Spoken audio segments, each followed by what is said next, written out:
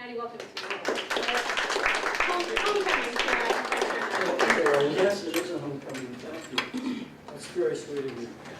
Well, good morning to you all. I'm glad we had I don't know, 30, 40 minutes of people coming in, graduating, including myself, and just having a chance to just have a little chit-chat before we got underway. It's really helpful for me, and it's really nice to know a little bit about everybody before we get underway. As Carol was saying, what I teach mainly, I teach the U.S. survey all the time, particularly the second half, America since the Civil War, mainly. But as far as intermediate and advanced level courses, it's 20th century politics and foreign policy with the accent on foreign policy. Although I tell my students this all the time when we study foreign policy issues, say even in the survey course, don't forget the domestic side of the making of foreign policy and the reciprocal relationship between politics and foreign policy. Politicians are politicians at any time in history. And people have economic concerns and strategic concerns and all those sorts of things, and people are striving for their own particular advantage. And often a foreign policy event will occur that helps the president, let's say, tremendously in terms of domestic political issues. So that's one thing you want to keep in mind alongside things like ideology and economic considerations and strategic things, all of that. And I put together actually what we're going to follow pretty much for our two 90-minute sessions. This outline that I placed at everybody's chair, pretty basic, but it's nice to have. I think it'll try to keep us on track. We won't really get to deal with all the material because you have actually 5 smaller sets of readings, a set of documents in every case, starting with America's rise to world power, Spanish-American War, the Philippines, Open Door Notes, and then TR in the Caribbean. So you have primary sources there, and then those are followed, I'm sure you know this, but it's worth reiterating.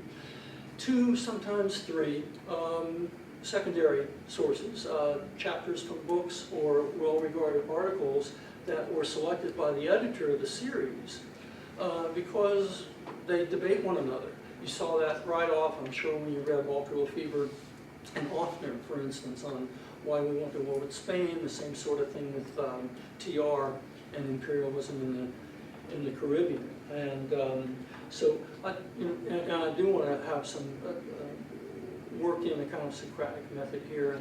I'm not going to lecture, I promise, an hour and a half and then an hour and a half. We don't really want to do that. But and I want to have a casual dimension to this as well. I brought these maps because I would like us to talk about what goes into world power status to begin with. What you have there is some interesting documents from Queen Lil of Hawaii, pleading for Hawaii's independence, to an excerpt from Frederick Jackson Turner's famous essay, The Significance of the Frontier on American History and so on, with just one essay from a very famous book called The Rise and Fall of the Great Powers by Paul Kennedy. And that was a huge book like this, enormous bestseller. I think it sold 600,000 or 700,000 hardcover copies. But I'd like to draw your attention first before we get underway here to this map so that you can have a sense of the development of the United States from a continental perspective before we move into the late 19th century. This kind of amber color here are the original 13 colonies. Of course, this was the size of the United States at the time of the British colonies with the Revolution. But here to the Mississippi River was the Revolutionary Settlement there. And then in 1803, as you know, Thomas Jefferson managed the greatest real estate trick theretofore. That's 828,000 square miles for about $14 million. It works out to about 2.5 cents an acre, doubling the size of the United States, the Louisiana Purchase. For Jefferson's concept of the Empire of Liberty, which of course included slavery. And then you have this part. I'm going to speak heretically a little bit here because I still consider myself an Ohioan, even though I've lived in Texas for over 20 years now. But to see how the United States developed, there's an interesting point of debate in the broad sweep of American diplomatic history. When we get to the point of formal, more or less formal, and informal imperialism, circa the turn of the century, is that a departure in the American historical experience? Is it or isn't it? Some historians would say yes, but if you look at it like this, you know, it's a continuation in a sense, and I can't think of any historian who argues that the United States was an innocent in the case of the US-Mexican War. No real reason for that war, except that we wanted that territory. When I teach a two-semester sequence in the history of the United States foreign policy, we read a brief book at one point on American Indian history, about the eastern tribes in particular, and the intervention as sort of quasi-sovereign. They have that kind of entity about them in the Constitution, so they're regarded as nations, so to speak. And they do fit into the history of American diplomacy for a lot of reasons, because you're negotiating treaties, Indian removal and all of that. If you look at the ideology, the justification behind Indian removal, to move, you know, Trail of Tears, for instance, and you know, stuff about that. It's not all that dissimilar if you look at the press in the 1830s and 1840s about manifest destiny. That these folks down here are not really using this land as well as we could. And you don't mention this when you're in San Antonio, but a fair number of the people of the Alamo were slaveholders. And according to John Wayne, they were fighting for freedom and all that, which on one level they might have been, but you see what I'm getting at. There are interesting complications to this whole story, and then you get out here to the West Coast, and that gets us coming to the Turner thesis. And one other thing here, I have this map here, there was an interesting essay by a very famous historian of the American South named C. Vann Woodward. Have any of you ever heard of C. Vann Woodward? This famous Yale historian wrote a wonderful essay on what he considered American history's free security for the longest time. That is to say, Pacific Ocean, Atlantic Ocean, once you get past the period of the War of 1812, for instance. From that time onward, until you get to Pearl Harbor, the United States really didn't have serious issues about its own physical security, although it worried a little bit around the turn of the century.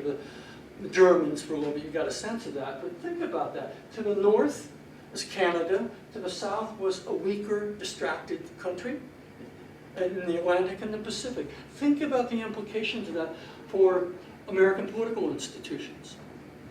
And the venerable tradition that left the history of the country in December 1941, the anti-militarist tradition in American history. We did not keep standing armies, because a lot of the founders, of course, you know, were historians in their own right, and they studied Rome. And they knew how to destroy and how to build a republic or a democracy, whatever you're talking about, and standing armies were inimical to free institutions, that sort of thing. But, you know, if you contrast it with the experience of, say, various European countries, when you're bordered or surrounded by other countries with armies and so on, you know, around 1898, the United States Army was, right before the war with Spain, 28,000. It's basically a provincial constabulary, most of it keeping the Indians on the reservations. We ranked 13th as a military power, right after Bulgaria. Isn't that ridiculous, if you think about it? Which gets us to the subject that Paul Kennedy is talking about, great power status. And I wonder let's talk about that just a little bit. What constitutes great power status among nations? Particularly when you know about the United States in the period we're dealing with today, which was not really much of a, strictly speaking, a military power. Kev? to stick with our themes from the last 2 days, like fear, I think, like we were talking about freedom from fear, so like when other countries fear the United States, I think that would constitute becoming a world power. Why would they fear the United States? I don't think they did in the period you're talking about, but maybe not until the Spanish-American War. When do you think the U.S. became a world power? I would say the Spanish-American War. Okay, some other thoughts on this?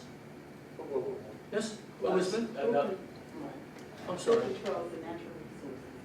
Natural resources, who controls the natural resources?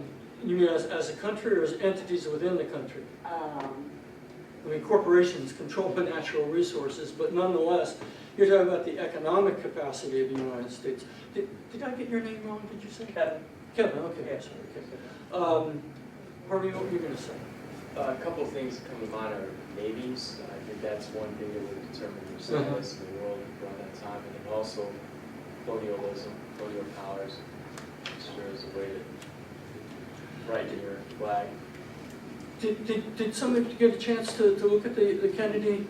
If you look at, I think it's the third page of that essay, if you look at the, let's see, is there actually, well, if you look at, I'll tell you one thing, here's a really, really interesting index to go by. Between the Civil War, 1865, and the turn of the century, the United States had about 35,000 miles of rails at the time of the Civil War, most of it in the north. By the turn of the century, it had 247,000 miles, which could get you to the moon, of railroads. 250,000 miles of railroad. And do you remember what Russia's railroad was? 46,000. 46,000. And let's see, 11 time zones. And you didn't have 2 tracks. The Trans-Siberian was one way. You would have to go all the way out to the coast and then back. Just if you look at something like that, and you can see all kinds of agriculture, steel. And then, so I think it also is like what kind of power, like economic power or military power, because they were 13th in terms of military power, but I don't believe they're 13th in terms of economic power.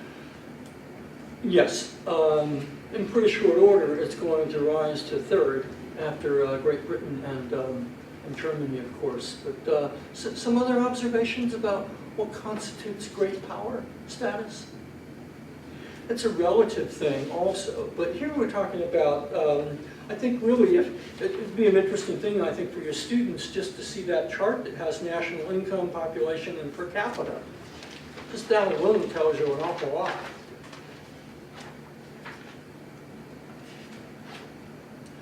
Agriculture. I mean, I don't know, maybe some of you think Ronald Reagan won the Cold War, but probably it was a little bit of Harry Truman and Dwight Eisenhower, John Kennedy, and Lyndon Johnson, and Richard Nixon, and so on, through Ronald Reagan. I had occasion one time to drive straight up north from Dallas all the way up to the Dakotas in May, and I felt like I was in a little motorboat in an ocean of soybeans and corn. And in the early 60s, in the Kennedy period, about 8% of the population in the United States produced all the agriculture, which was 6 times the amount of agriculture that half of the population of the Soviet Union produced. Isn't that amazing? That is to say, half of the population of the Soviet Union was engaged in agricultural work of one sort or another. 8% of our population, 6 times. And if you don't think that's an interesting index also in the great power status, alongside the military things and all of that. So I think that's a really interesting, yes? I was going to say that for me, it's hard to pinpoint just one characteristic that made a country powerful.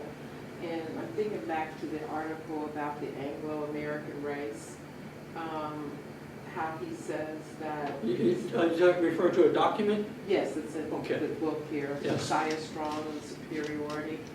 And he points out that it's not only the energy, the intense persistence energy, that it's also the fact that they had this great growth in population and the climate. It's like all these things together. You talk about the U.S. Yes, Yeah. yeah. Creates this powerful entity that's able, Sure. has the, and I keep thinking of the word, they just have the ability. It's the whole package. You know, this is a little silly, but, you know, think about men when they think of women and the woman that they want to marry. It's not one thing about her, it's the whole package. You know, she's got Sure, intelligence, absolutely. she's got this, she's got, see, they are great, they know what I'm talking about. I never knew this, and my husband told me this. But it's the whole package that comes to you, you know? So for the U.S., I'm thinking of, it's set the Spanish-American War brought in the military piece. You know, there's some development there that shows we have some might. Sure. We know we Potential, have, anyway. right, exactly. Of We great have- power status. Exactly, Yeah. we have this population of people and great leaders. We have diplomacy power, we have money to back it. I mean, it's the whole package at this time that makes us powerful, in my Was it? opinion, anyway. And to add, you talked about the railroads, you talked about the agriculture, so they needed these inventions, these inventors, and these inventions. Sure. So that they would be able to produce the steam engine and Yeah. whatever, the new tools for agriculture, so that that 8% could populate.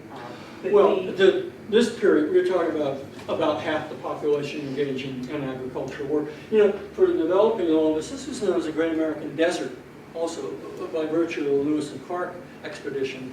And then in the 1870s and 1880s, they developed 2 or 3 things, like the deep well windmill to create, you know, the cereal basket, and also barbed wire, because there weren't trees there. You had to, on one particular day when they organized the Dakotas into territory, they sold 250,000 small saplings. And people just planted all over the place. You need it for windbreak and just soil, prevent soil erosion and so on. But the barbed wire actually was, depends on what agricultural history you're reading, we'll say that barbed wire was to the development of the West, what the cotton was to, cotton gin was to the southern agricultural industry. That sounds like an exaggeration actually, but it's a considerable factor in all of this. So there's Kennedy's book, Paul Kennedy's book, is awfully interesting. It goes back to Roman times, actually. Great power, what constituted great power status then. And so the technological aspects of military power per se changes from epoch to epoch. Why do you think we were sort of Johnny-come-latelys to this? Because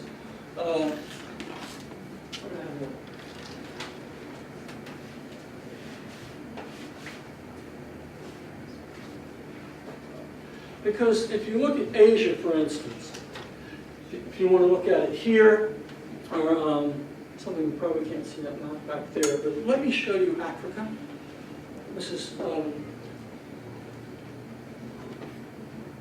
you all see French West Africa? About the size of the United States. That's a French colony. Look at the Belgian Congo. That's about the size of Alaska. You see what I'm getting at? The United States is not involved in that, not in Africa in any case. But the European powers and Japan and Russia were doing this somewhat in advance of the United States. The French, for instance, this intersects our history in all kinds of ways. But the French are mucking about in Southeast Asia the late 1860s and into the 1870s. And let me move this aside for a minute. So you can see that map of French Indochina. They had this in full control by the 1890s. It was for the resources. It was the greatest source of natural rubber in the world. It was the rice basket of Asia. You associate, you'd think it'd be Japan or China, but it wasn't. Tin and tungsten, all sorts of strategic raw materials. Whereas the British are Hong Kong, mainly for trade purposes.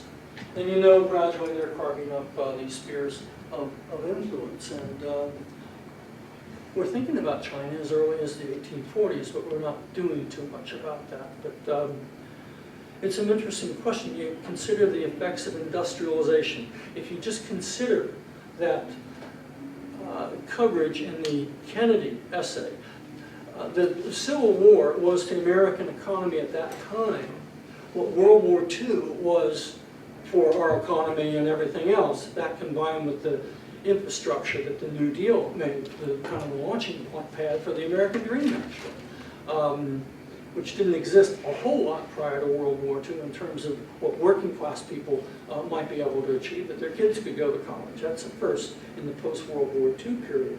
But that period between the end of the Civil War and the turn of the century, it's a tremendous period of rapid industrial development that made the United States this incredibly powerful economic entity. And then other factors. How many of you know the Turner thesis? Can you tell us a little bit about that, Sarah, the Turner thesis? You mean the frontier thesis, right? Yeah, well, it's called the Turner thesis. Yeah, the frontier thesis. Yeah, So. okay. Did you all know that's what I meant when I said the Turner thesis? It stands for Frederick Jackson Turner. Do you know that, Kathy? No? Okay. All right. Go ahead. Basically, that the United States was different from every other country in the world because we had that frontier that we could expand to. And that led to the rugged individualism that made America great, and there was always somewhere to go, and you were always able to move. And that ended once you got to the Pacific Ocean, and so that's why that it had to be rechanneled almost, and so that was a lot of the rationale.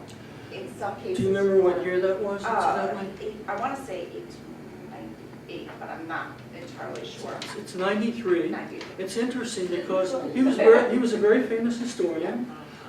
He was a friend of Theodore Roosevelt's and Woodrow Wilson.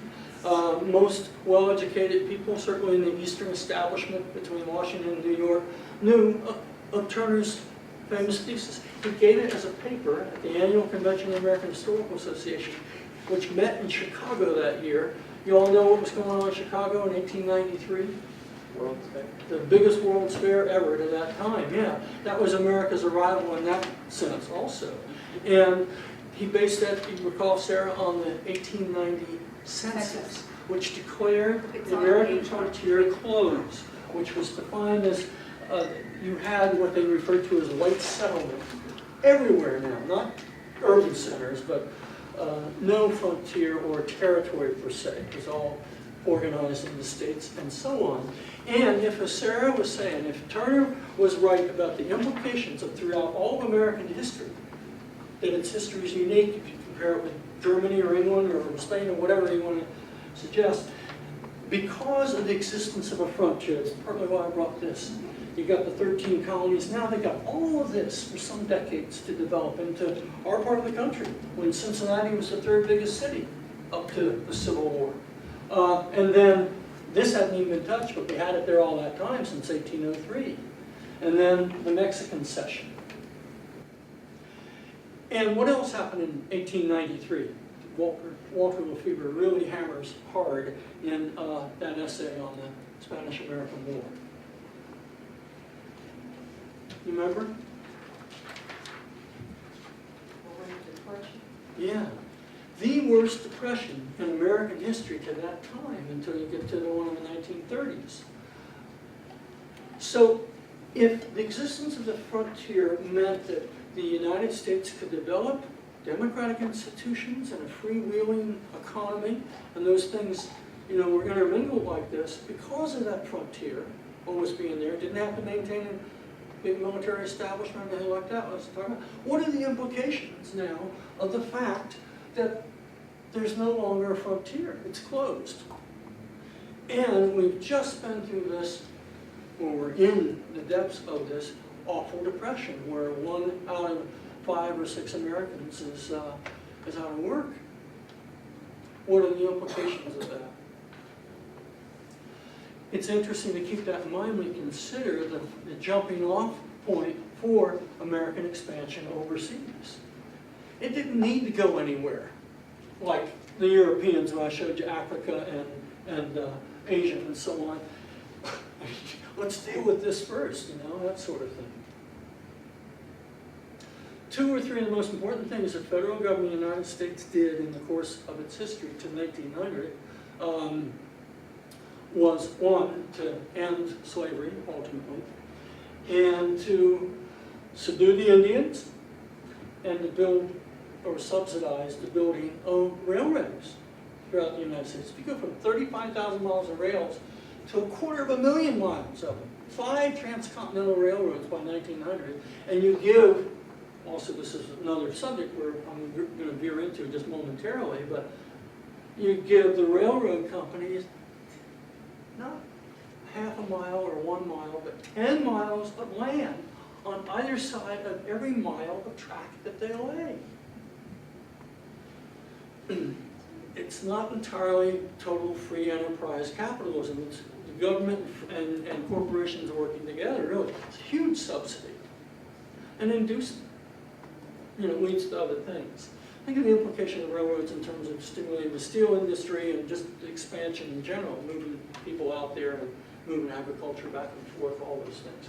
All those things sort of come in together when suddenly now you have this circumstance of Cuba and the Caribbean and those factors in all of this. What would be the basic, how many of you have taught the Spanish-American War already at one time or another? Come around here. Kevin, you want to tell us how do you start that out? What kind of, just the basic bare bones of it? I'd probably start teaching about yellow journalism and how the hype surrounding that helped lead to the war. And the reasons why, you know, fighting over, very basic, but fighting over Cuba and, you know, basically to the victor goes the spoils, like Why do we care about what's going on in Cuba? increased markets, proximity, business interests. How much market's going to be there? What are we going to? Does it loom large like China does in the imagination? No. Excuse me? Naval bases, not popcorn, too good too. Wasn't it more like, because the way I started is we started as part of, you know, the independence movements and the fact that the Cubans and the Filipinos wanted independence. And the United States wasn't really that involved in it at all. We didn't really care until the yellow journalism, until the Maine, until all of a sudden, you know, it was thrust in, and that's what got America all hyped up. And then, but I teach it from, you know, an independence point of view and getting involved in things around the world. So it's interesting. Did you get to read the piece by Luis Perez on the Cuban perspective of American? It's really, I focus you more haven't had on a the chance yet. It's really, really interesting. That set of essays. Walter Lefebvre has a thesis. He says, we went to war against Spain, he says, and these are his words, to preserve the American system. And Offner argues, well, perhaps, but we didn't have a choice. We went to the war reluctantly. And we needed it to end a little faster than it seemed to be ending. He doesn't exactly say why it's got to happen. It's been going on since, on and off, we've had rebellions for the previous 20 years or so. But it's coming to a head in the mid-1890s. And then Luis Perez says that the leaders of the Cuban rebellion did not want the United States to come in there at all. Why Jennifer, if you were leading the Cuban rebellion against the Spanish, why would you maybe not want the United States to come in and help out, quote unquote? Well, he saw it as just one foreign power coming in and take over against another one. It was not that the United States was coming in to help the Cubans become independent, but so that they could control Cuba. It wasn't a push for them to have their own national sovereignty, but to have some control over that. Yeah, it's pretty provocative. Could you teach that to sophomores? I could teach it in the perspective of what's going on in Afghanistan right now, because that's the way bin Laden felt when we went in to help them against the Russians. It was a matter of thank you for coming in and help us now get out. Mhm. And the moment we went back in, it was a no, we can take care of ourselves. Now it's just you coming in to replace the Russians, and that's why we're in the situation we're in right now, because that's how they felt. Where would you place something like, in perspective, Kevin, since you brought it up, yellow journalism? What do you, like, as far as the rank of why we went, or? Yeah. I don't know, I mean, it's hard to relate something to now, because we were talking yesterday how the media is so fractured now, like you can get your news wherever you want, but back then, everybody was reading the same stories. Or No same- TV, no radio. It's the beginnings of the period of mass circulation, newspapers and magazine, color Sunday comics for the first time, stuff like that. And even the finest journalistic enterprises like the New York World, founded by Joseph Pulitzer, or the New York Times, carries lurid sex scandal and murder stories on the front page. Because people wanted to read that also, or maybe first, or maybe only, and forget the real news, that kind of thing. And there, you know, it's an interesting story to look at Pulitzer versus William Randolph Hearst and all of that. Somebody like Perez and even Walter Lefebvre would say that, yeah, that's interesting, and that certainly alerted Americans to the atrocities and so on. As a really defining causal factor, maybe not so much, but who knows? Look at the situation in Cuba. This was a struggle that was going on for some decades. It got worse in the 1890s for Cuba in light of what we were suffering in the 1890s with the Depression. We slapped a big tariff on sugar imports from Cuba, the Wilson-Gorman tariff, which was the highest tariff in American history to that time, an average of 49.7% tariff slapped on imported goods into the United States. They varied somewhat, but that's a lot. And that threw the Cuban economy into a tailspin. And it was a real impetus for the rebellion against the Spanish. And it's interesting, you've got about 30 to 40,000 Cubans, guerrilla-style tactics against a better equipped, more conventional, formal Spanish army, at one time numbering about 200,000 there. And they practiced this policy of reconcentration, which was sort of strategic hamlets, is what we called them in Vietnam in our period there, but moving peasants into areas where you could control their comings and goings, and they were really awful. About 200,000 Cubans perished in these things, and the population at that time was about, something like 1.6 million, about 1,600,000. And 200,000 is a large portion of your population, if you look at it that way too. And you have General Weyler, Butcher Weyler, who ran these things and was the bête noire of yellow journalism, that sort of thing. Those are factors that I don't know exactly if I myself would call them causal factors, but they certainly sparked the interest and made people increasingly aware of the atrocious conditions and the way the Spanish government was dealing with that. The investments were important, $50 million about that amount, something like that. $50 million was not to be sneezed at 113, 14 years ago. Definitely that is there. What do you think, though? Whoops, this is rising on its own.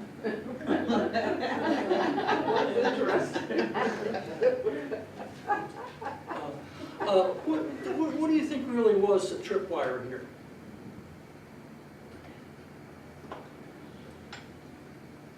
Go ahead, Elizabeth, and then I think Cheryl? in any case of war, there's some type of economic reason. There's something that, where that country is either going in there for natural resources or going in there for new markets.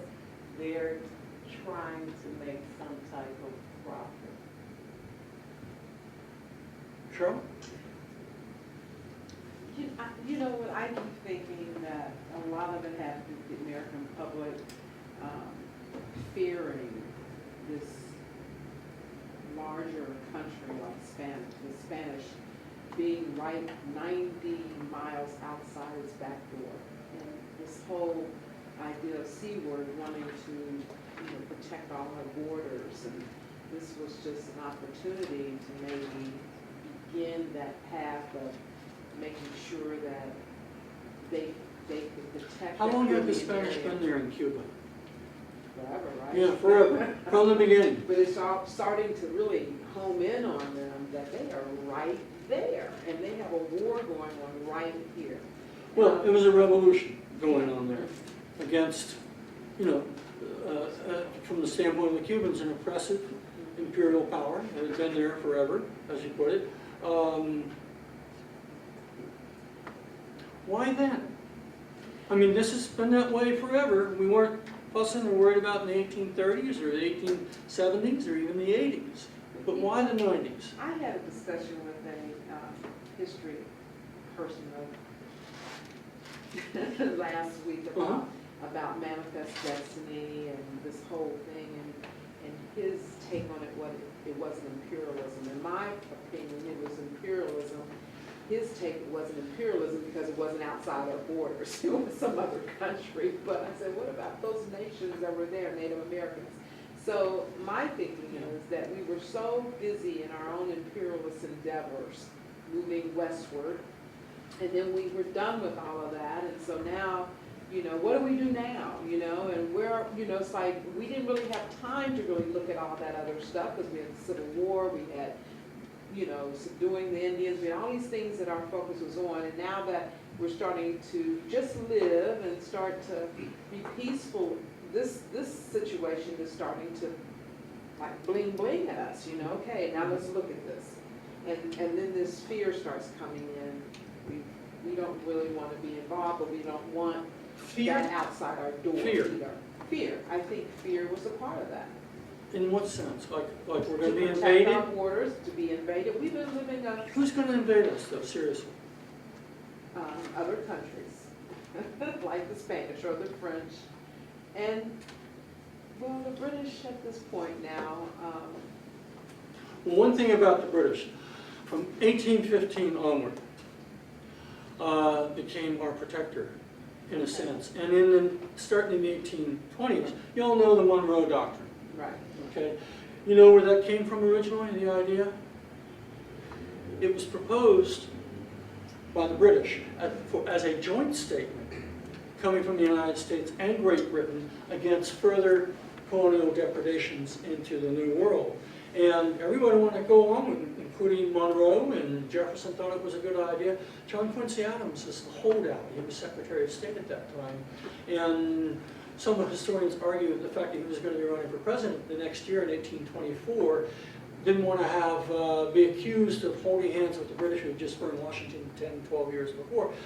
Made the argument, rebuff that offer and make it a unilateral statement, which is, of course, what Monroe did. But nonetheless, from that point onward, there's really not much friction at all between the U.S. and Great Britain. They're each other's very important trade partners. And the British, of course, you notice from studying World War I, certainly, was the greatest naval power in the world, whereas the Germans had the advantage on the continent, that sort of thing.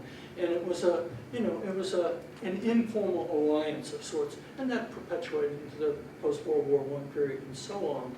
Yeah.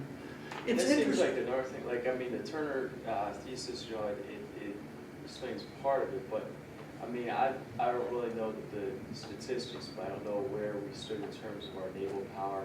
Of course, in the middle of the century, we're caught up with our own internal conflict. We're not looking to go, to Africa or Asia or anywhere until that's resolved. And I just don't see, in Europe, there was so much history involving conflicts with each other and war, build up of armaments, again, competing against one another. I'm not sure if we had really the means to even. You said we only had a standing army of 25,000 people at the turn of the century. That's not really large enough to. Well, it increased about 200,000 in 1898 for the war. But we always have this tradition of raising an army of citizen soldiers and then disbanding them after the need has passed. But, go ahead. And we had the industry to build ships real fast. So we sort of superior with our industrialization. Let's talk about that. Can you talk about, we haven't really talked about navalism. That was a term and it's just left me momentarily, and I have that on that outline. Let's talk about Admiral Mahan and the Navy. Do you want to take that, Elizabeth? Who was Mahan? I got it still. We're in this together. Help out. Somebody. Alfred Thayer Mahan. Here's an opportunity for you to tell your students 2 times in a very important discrete period of history where historians writing about history make history in a sense, because what they write has an impact on policymakers. And Turner was one. The Turner thesis made sense to Theodore Roosevelt. And why do I bring this up in the case of Mahan, Alfred Thayer Mahan? What did he write? Very important book, 1890. All this stuff is about the same time. The Influence of Sea Power Upon History, 1660 to 1783. And I know, I think I could read it. Yeah. I put the Navy built up to protect commerce. Yeah. What's he saying in that book? What is his thesis? Go ahead, sir. Well, that the Navy is important and that each world power has to have a Navy. You have to be able to protect your interests. And I actually use a different excerpt from his book. It's a letter about it, and it was in some primary source book that was left in a building a bazillion years ago that I saved a copy of. But about why it's important. And it then leads into the idea of the Great White Fleet, about touring around the world.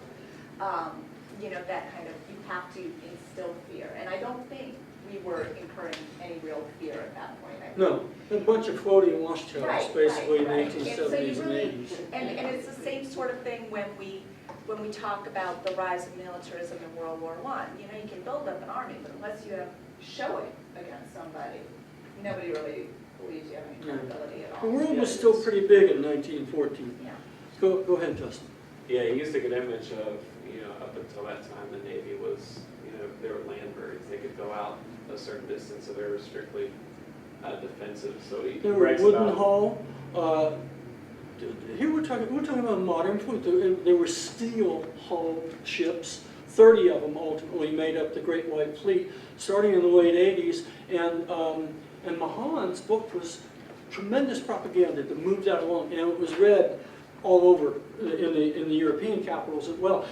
What he says is basically, if you study any period in history, really, which are the great powers and what is it that they have to be great powers in modern history? Meaning since 18th century, although he starts off in the 17th century, navies are the ultimate weapon, basically. They move your troops and they secure bases, fueling stations and all of that. They are the basic shorthand index into assessing great power status. But think about, if you think about Elizabethan England and the Spanish Armada versus the British. I mean, they were the 2 great struggling, contending superpowers. You move forward to the 18th century, to the time of the American Revolution, or if you look at that whole century, we are an off-Broadway production of a great global struggle between the 2 superpowers of that era, which were Great Britain and France. The French and Indian War was the decisive war between those 2 great colonial powers that actually started here and decided the fate of all of North America. And it brought about India to the British, and so it was truly a global struggle. For all those things, and to have a navy was really quite something. The British moved the largest army they ever moved overseas to the colonies. About 35,000. Doesn't sound like all that many, but think about it, in the 1770s and 1780s, to get those ships and have the troops provision and all that, and to get them across 3,000 miles of open sea to invade it, the colonists in some places were ready for them. In any case, that aspect of military naval technology combined with those economic factors we're talking about, that the 90s, why did they do it then? Because they could, and they probably couldn't have done so in the 70s or the 80s because they didn't have the tools of empire in that sense, nor quite the motivation because they still had all of that. And the Cuban situation came more to a head in the 90s. So you have all those factors coming together. And we haven't really talked about it, but we don't really need to dwell on it, but we need to mention it. Things like the Maine blowing up suddenly in Havana Harbor in February. And then the Dulon letter, which the Hearst people got a hold of and published, the worst insult in U.S. history, calling McKinley a hack politician, that sort of thing. Those fired on top of, some long months of yellow journalism. But, go ahead. And read in our history books, what we teach the kids are those things you just did, the long ladder, the concentration camps, yellow journalism, and the sinking of the Maine. And now this is so much deeper, but when they test, they don't get into this, and we pretty much teach it to the test. I know. They don't get into these deeper causes or these real causes of war. We just what's on the surface. I know. I think about this a lot when I'm doing the survey. I teach PhD seminars and the survey, which are freshmen and sophomores mainly. And I love both equally, really. And in certain ways, I think the survey is more important, really, in terms of parts of college education is becoming, I don't mean this in a flag-waving sense, but a good citizen, a teacher. The U.S. survey is part of the curriculum of becoming a good citizen. And to be a good citizen, I think you have to, I like this line from Robert Frost, the better part of patriotism is not to wrap oneself in a flag. The better part of patriotism is to sustain a lover's quarrel with one's country. I can't really imagine sometimes how, in certain parts of the country, how high school teachers, given the politics of public education and school boards and so on, which is really bad news in certain parts of kind of like Texas. People will deny, that women had anything to do with agitating for women's suffrage, let's say. It was something men gave them. That's what somebody on the State Board of Education says. And when you think about how important textbooks are, because if it's in print, it's the Bible to 16 and 7-year-olds. But I suppose it's something that's a very personal thing also. How do you inculcate the value of critical thinking to adolescents? And going beyond that text, I don't know. One of it, let's see here, what should be a better map for this? I'll use this here.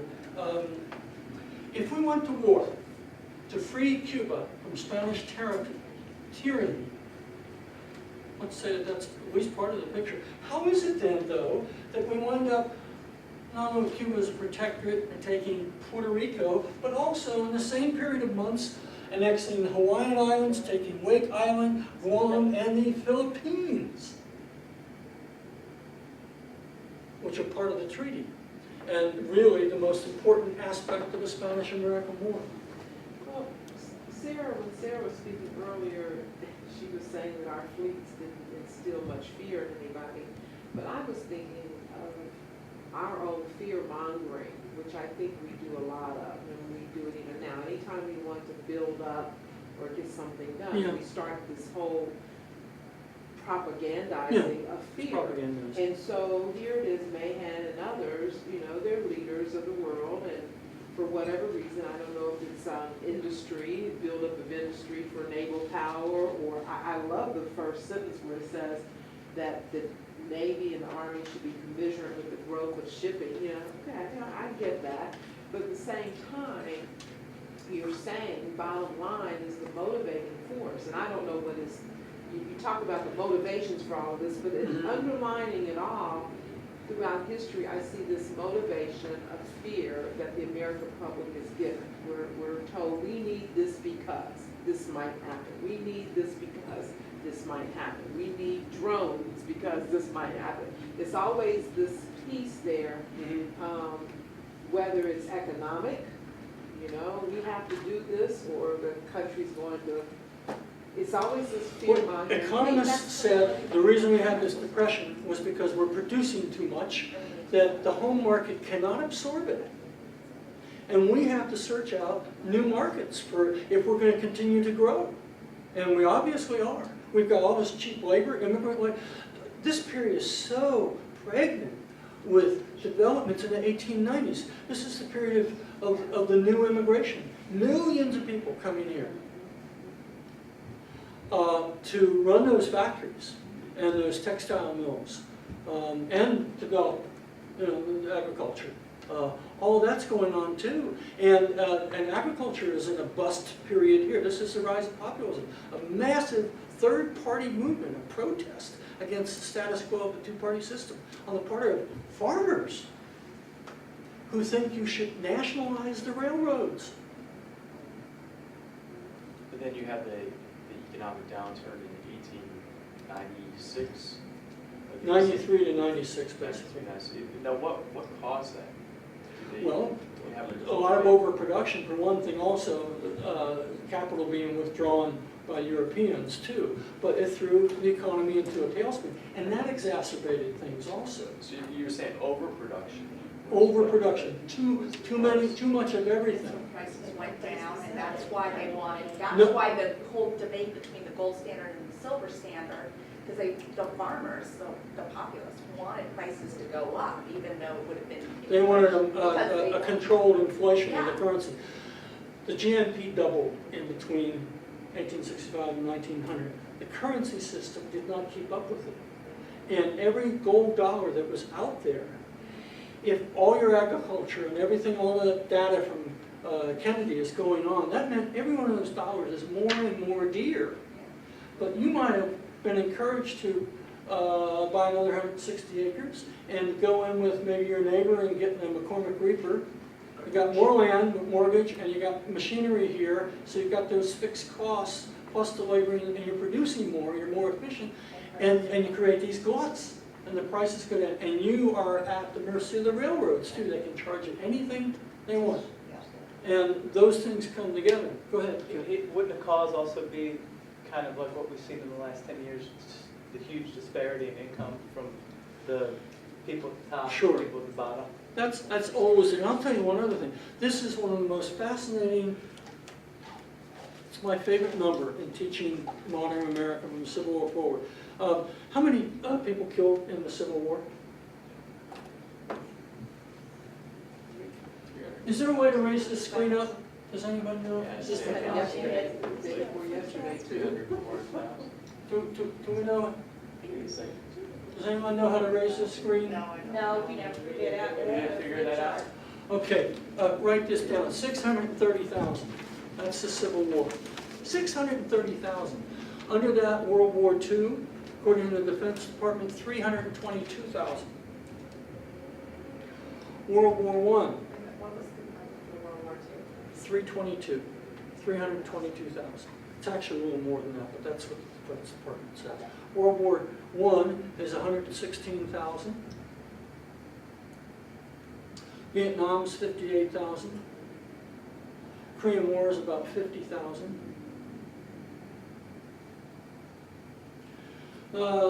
Mexican War is what, about 12,000. It's about 5,000 for the Revolution, 3,000 for the War of 1812.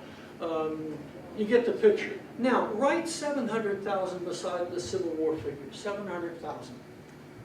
Think of a number of years of the warfare also in which those people were killed. 700,000 is the number of American workers killed on the job between 1880 and 1900. 700,000 workers killed going to work between 1880 and 1900. It's all, if you set aside the Civil War, it's all of America's wars, and then a little bit more. If you add up World War I, World War II, Korea, Vietnam, still doesn't come to the number of workers killed in the workplace between 1880 and 1900. And that doesn't account for, you know, your fingers and your arms getting lopped off and stuff like that. No regulations, no safety devices, nothing like that. So you've got a lot of labor discontent. You've got all kinds of cheap labor coming in, and nothing to compel corporations to behave in a socially responsible way. That's the origins of progressivism, progressive reform, big government, you know, protect labor. Eventually, corporations realize that, you know, it's in their economic interest not to have people, you know, bleeding all over the plant floor and all of that, and to provide benefits. But in any case, this is an incredibly pregnant period in the history of the Republic, the late 19th century. All of that going on. Plus, you know, the what do you want to call it? The settlement between North and South. The denouement of Reconstruction. Plessy versus Ferguson. And official apartheid, sanctioned by the Supreme Court. North and South alike. For a very short time, I went to William Howard Taft grade school in 1957-58. That was the year after they started integration. It wasn't by law here in Ohio because it's north of slavery. It was de facto, though. And the Brown decision, you know, that had a real effect in the north as well as in the south, although the south was very slow in getting to it. But I bring this up because, we haven't really talked about this, but on top of this also, you've got social Darwinism and white man's burden, all that too. Because there was an ideology behind this as well to rationalize. The Cubans, they're not capable. And, you know, the big debate over, you remember the famous Admiral Dewey? First day of May, war was declared late April. I'm going to come back around to the race issue momentarily, but we had a flotilla here in Hong Kong, and you know, imagine this hanging up with contacts.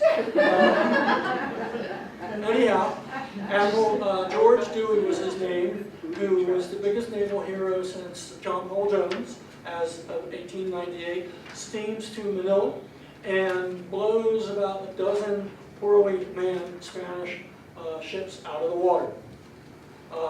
He uttered the words, "You may fire when ready, Gridley," and that was all over the front pages in the next few days in the United States. And basically, that was the end of the Spanish domination of the Philippines for 300 years. And anyhow, the expression was, that's why I wanted something to write on also. If you write out the word Dewey, you know, it's like Tom Dewey, but Dewey, and then next to it, the word or, O-R, and then the two words don't and we, and put a question mark after it. That was the little nifty thing to say, do we or don't we? You get it? Do we or don't we what? Take the Philippines. That's pretty cute, huh? I asked something, and it goes back to the way we teach this. And, you know, when we actually talk about the Spanish-American War, focus mainly on Cuba, and you focus mainly on the Philippines. Now, you know, the whole idea of, and I don't know if you're going to talk about this later, about the peace settlement and about, you mentioned the race issue, and the, you know, why Cuba was given more autonomy than the Philippines. You know, there were economic reasons. It was on the way to China, it was on the way to Asia. We needed for refueling, much like we need in Hawaii, you know, kind of thing like that. But I even approach it even more. They were both fighting for independence, but one had a much more Hispanic or European history, and one didn't. And that was a major factor in how we were treated them afterwards. The Perez article where he said that the American government wanted to deal with the white Hispanic elites in Cuba. They didn't want the independence. They wanted to deal with the Spanish elite, yes, not the Right. Cuban people, but the Spanish elite. Right, who- and yeah, that those Spanish exactly. elites, those wanted America to come in and intervene, the ones that were there. But that when you look at the one That's article we had that dealt with the Philippines, when we sent soldiers and troops there, they saw them as more dark, and they called them niggers, because they saw them as being black people versus the Cubans not being. And so how they were treated were completely different. Well, I bring it up also because this is, we like to see ourselves as different from any other country, and probably every country likes to see it, the British, certainly the Germans. And the rationalization, somebody like Theodore Roosevelt or Woodrow Wilson later on would make for the practice of certain forms of imperialism in any case, was that, we weren't going to do it the way the British did it, or the French or the Germans. We're going to, we're going to uplift these people and, bring them up to the level of Kansas City. One senator actually said it, bring them up, up, and up until they reach the level of Kansas City. It's true. But that's a kind of interesting thing, because the racial issue comes into play with the white man's burden. Kipling's little ditty there that's British, and the Germans certainly are not known for racial egalitarianism. The Belgians, you all know Leopold and the Belgians and what happened there? Works like 600,000 or 700,000 people to death in about 10 years' time for extractive purposes. For Belgium, remember when the Germans trampled Belgium? Not, I don't have anything against Belgium, but put it in an interesting comparative perspective. The Germans, marched through Belgium ruthlessly to get to France at the beginning of the First World War, and there was a lot of pro-Belgian sympathy among them. Supposedly it's what brought the British into the war. And then certainly in our country there's that sort of thing. Well, they might have thought about what's going on in the Belgian Congo at that time also. Not very nice stories there. There's that side of it as well. Did you want to say something, Sean? Okay. I'll tell you what, why don't I show you this little bit of film here. I think we're at the point where this would be helpful. How much video stuff do you guys use in a class, say in a 2-week period? What do you're teaching the survey, whatever it might happen to be? I'm pretty regular. We have these little 4-minute clips. So at least once or twice a week, Okay. a 4-minute clip on what we study. Some others of you care to volunteer? Just showing a lot of the clips from the Story of Us, the History Channel from last year. The Story of Us? Yeah, Story of Us. Probably historians but might not like it, but it's Yeah. it's a visual to see what we're talking about. PBS has some awfully good things, the American Experience, for instance. I myself, and you probably, I'll bet most of you feel this way, less is more. You don't want to use up too much time. 5 minutes here and there is really often, almost always worthwhile, and not all documentaries are created equal. But it's good to use it. And there's a wonderful little, not little, it was about 3 hours long. It was first broadcast in the year 1999 for the 2000 celebration, and it was America in the year 1900. And it looked at the South, and it looked at politics and life on the farm, and one of the biggest mining disasters in American history in Utah in the year 1900. Also, this is interesting if you're in Texas. Still, the worst natural disaster in U.S. history was Galveston in the year 1900. It was like a tsunami, killed 6,000 to 7,000 people in one night, ground them up. Because the island's at sea level, and they didn't have a seawall there, and this big surge comes in. San Francisco earthquake, 6 years later, there's only about 600 or 700 people killed then, and nothing really compares to it. But there's also a little bit of foreign policy here and there, and I chose this. This is only about 9 minutes long. I'm going to show you. But the main talking head is Walter Lefebvre. And you have two of his essays, one on the Spanish-American War, and then the other, one of the two on Theodore Roosevelt. And it's, I wonder if I can hit the lights somehow. You might not need to hit the lights. Over there. Next year. Oh. I have this all queued up. And I think you'll see why I wanted to show this right about now. There's a little-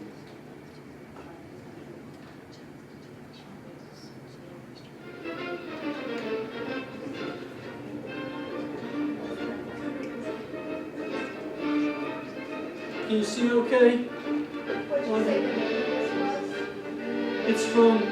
It's a compilation of different things going on in the year As the new 1900. century began, Americans were reaching beyond their own borders.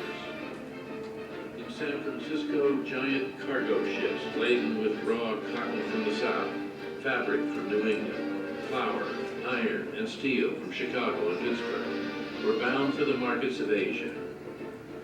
For the first time, the United States was striding upon the world stage, proud and confident, competing with England, France, Germany, Japan. New York Senator Chauncey Depew boasted to his colleagues, "There is not a man here who does not feel 400% bigger in 1900. Bigger intellectually, bigger hopefully, bigger patriotically, now that he is a citizen of a country that has become a world power." The United States had become a world power almost overnight, but there was a price to pay. The ideals of the American Republic were being tested by the temptations of newfound empire.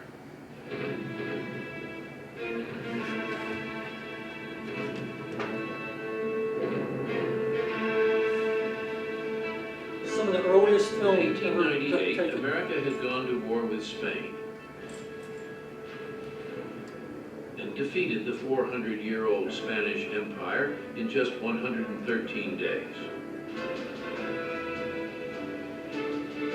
All at once, America won control of Spanish colonies on both sides of the globe, including the Philippines, a chain of more than 7,000 islands, gateway to the markets of China. But the Filipinos wanted their own independent country. Some argued that President McKinley should give it to them. Others, that he should annex the Philippines. McKinley told a group of Methodist church leaders how he had decided what to do. "I walked the floor of the White House night after night, until midnight," McKinley said. "And I'm not ashamed to say that I went down on my knees and prayed to Almighty God for light and guidance.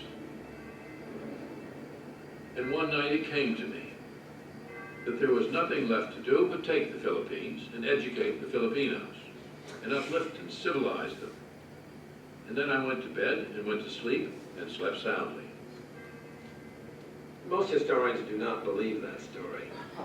It's pretty clear that McKinley had thought about the Philippines long before the War of 1898, and he had decided that he needed the Philippines as a base from which the United States could make sure that Asian markets were open to American products. And China is the logical place to look for these new markets. The Chinese have 500 million potential customers, and they need everything that Americans produce. Manila essentially became the pivot of the American empire in the Western Pacific, and without Manila, McKinley would never have been able to compete for this great China market.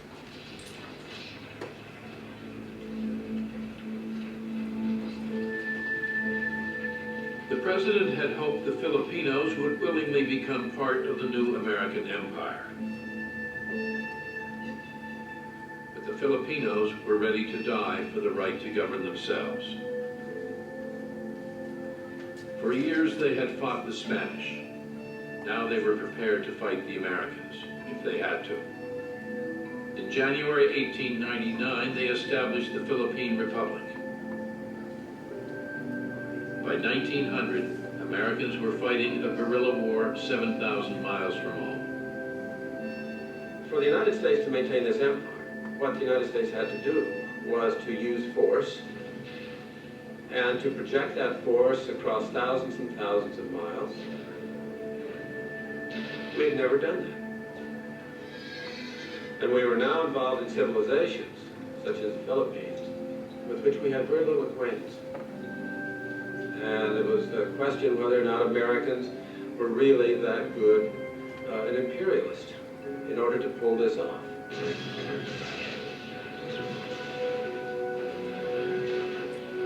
This was an extremely brutal war that the United States and the Filipinos fought. Americans looked down on the Filipinos as people who were uncivilized. The term gook originated in the Philippine insurrection.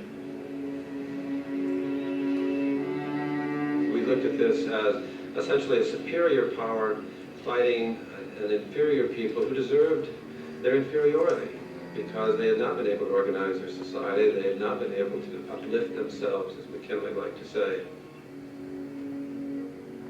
The United States was willing to use very brutal force in order to bring the Filipinos around.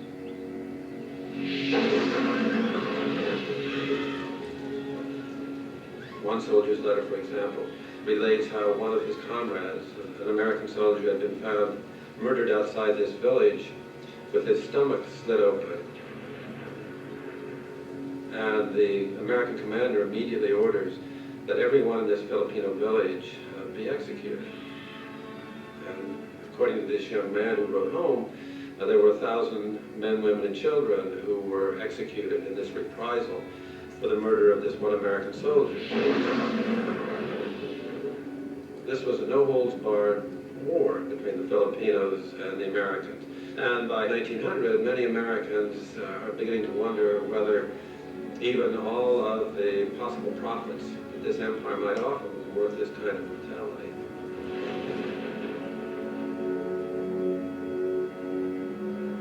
As more and more American boys lost their lives, anti-war sentiment was growing.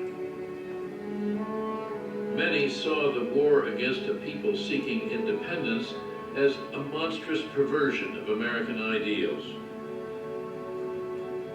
Multi-millionaire industrialist Andrew Carnegie, the leader of a small but important anti-imperialist movement, asked, "Is it possible that the American Republic is to be the suppressor of the Philippines' struggle for independence?" Carnegie offered to buy the Philippines for $20 million and set the island nation free.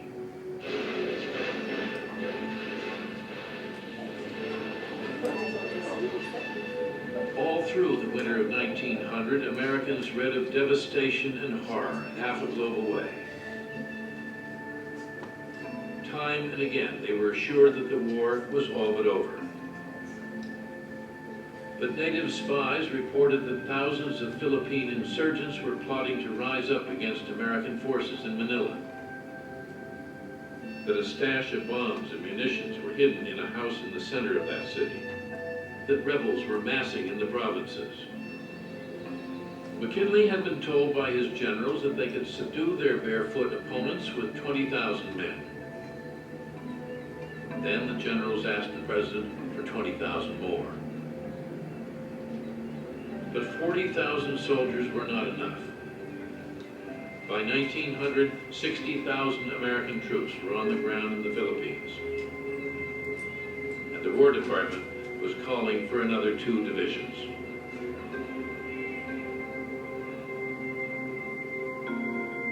McKinley knew that his chances in the November election could hinge on a war he didn't want to fight and didn't know how to win.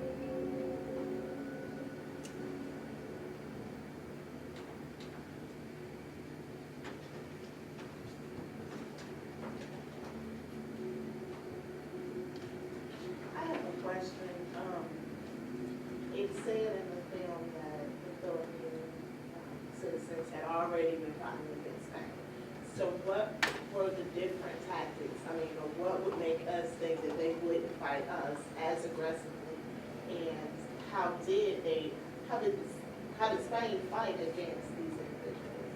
What was the difference between what we did? That's a good question. Anyone want to? What did the Americans think going in there? If the Filipinos are in a, up in arms, at least intermittently, against the Spanish? who had been there since, you know, the time of, well, the 16th century, basically. The way it's taught in our history books, anyway, the textbook that we use, is that the Americans go in with that revolutionary leader of the Philippines.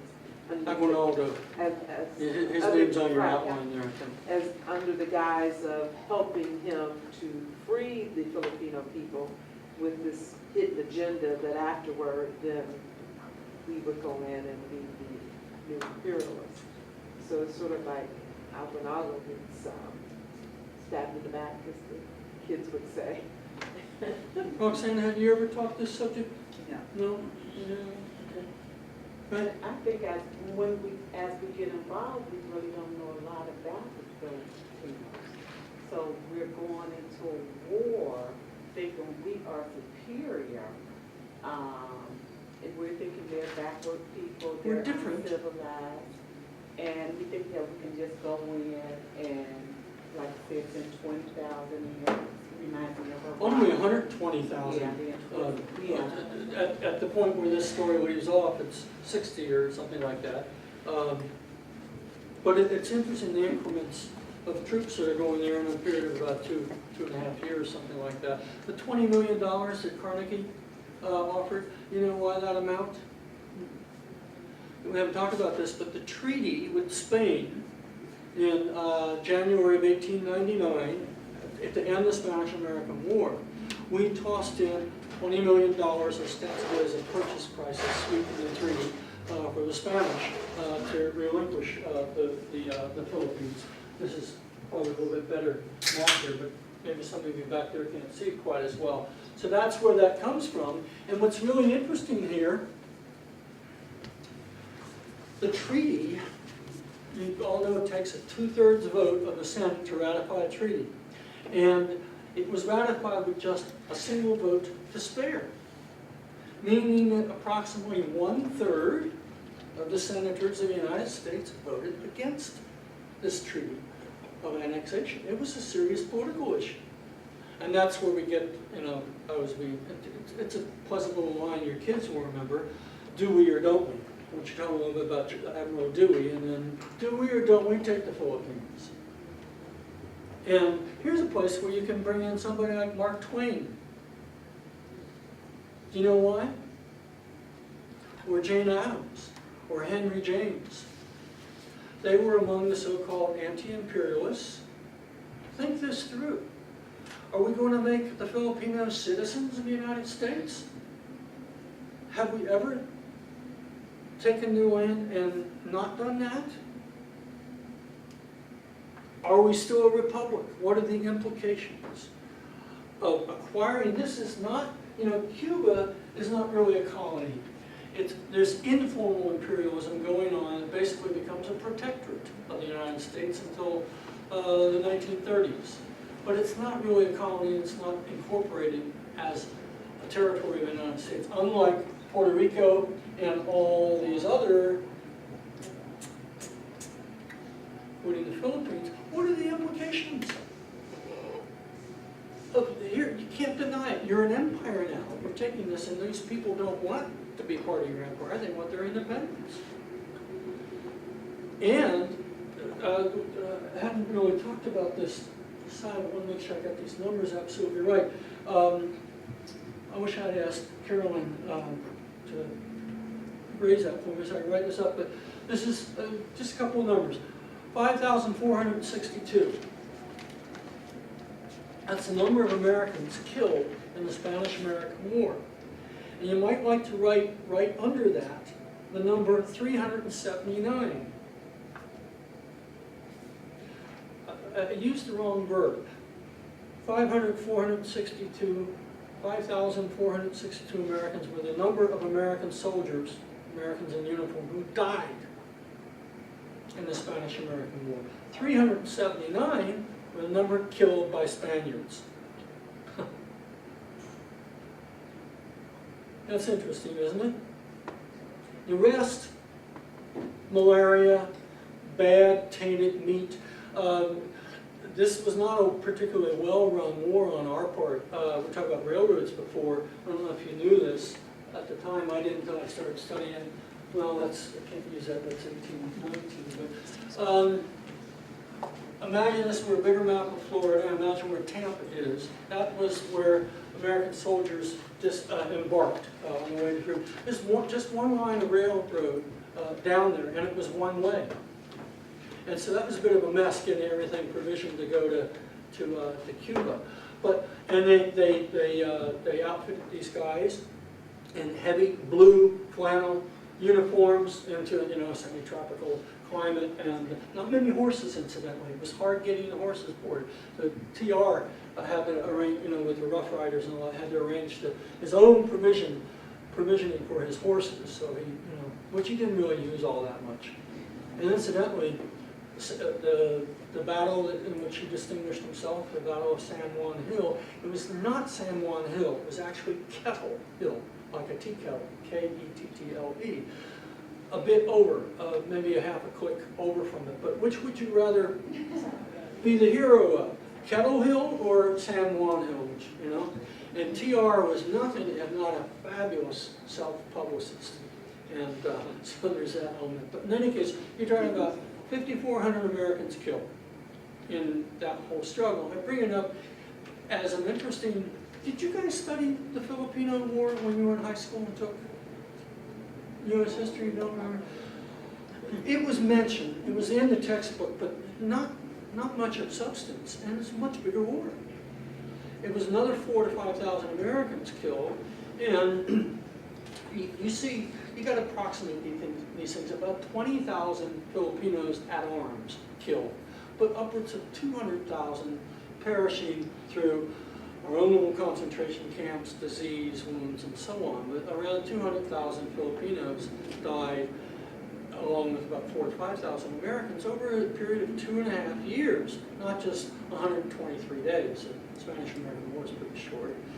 And here's another little interesting number: $20 million purchase price that Carnegie, who was one of the anti-imperialists like Mark Twain and so on, offered.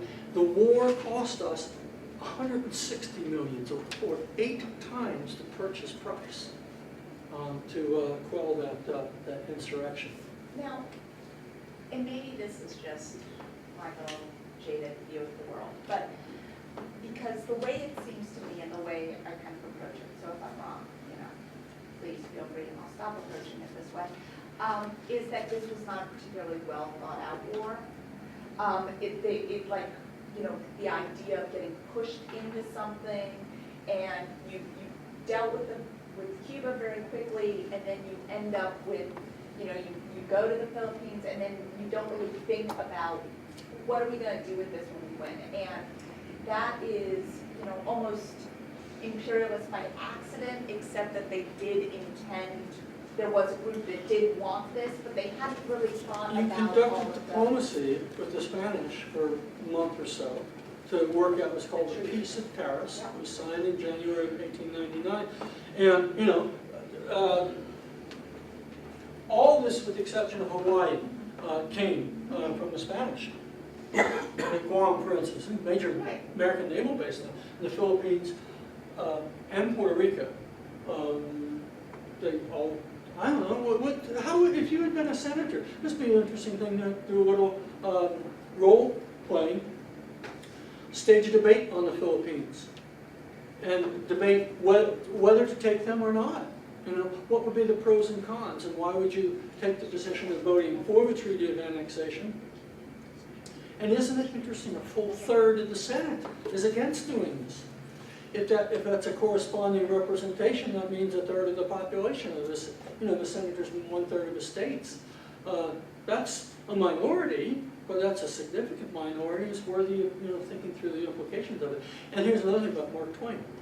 Mark Twain was as well known in the late 19th century for things like Huckleberry Finn and Tom Sawyer as he was as a commentator on public affairs. He was an ardent anti-imperialist, very critical of the United States in this, as was somebody like Andrew Carnegie, who was no flaming liberal. If you know anything about, the Homestead Steelworkers in 1894 and that kind of thing. And it's an interesting economic and political and strategic and moral issue too. For kids to work out, probably, I don't know, if they're 16 and 17, if you have a Board of Education breathing down your neck, just, to work this through. It'd be very, very interesting to see what, students, how they work with this. My question for you is, and I don't know if you answered this while I was on it, but with regard to Cuba, the Philippines, Guam, and those different islands that we end up taking, clearly there seemed to be a difference between the way each one was governed and so my question is, how was that? How were they each done differently, you might say? And then the question is, well, why? Was it a race issue with why you didn't purchase land to put a naval base there versus just go in and take it over? Or, Cuba, there was a different setup for each one. Could you go through the different setups? Pardon? Yeah, actually, thanks. Well, let's go around the table. We'll talk this one out a couple minutes, and then we'll take our break, and then we can come back to this. Did you have markers too? There should be markers right behind me. Oh, yes, great, thanks.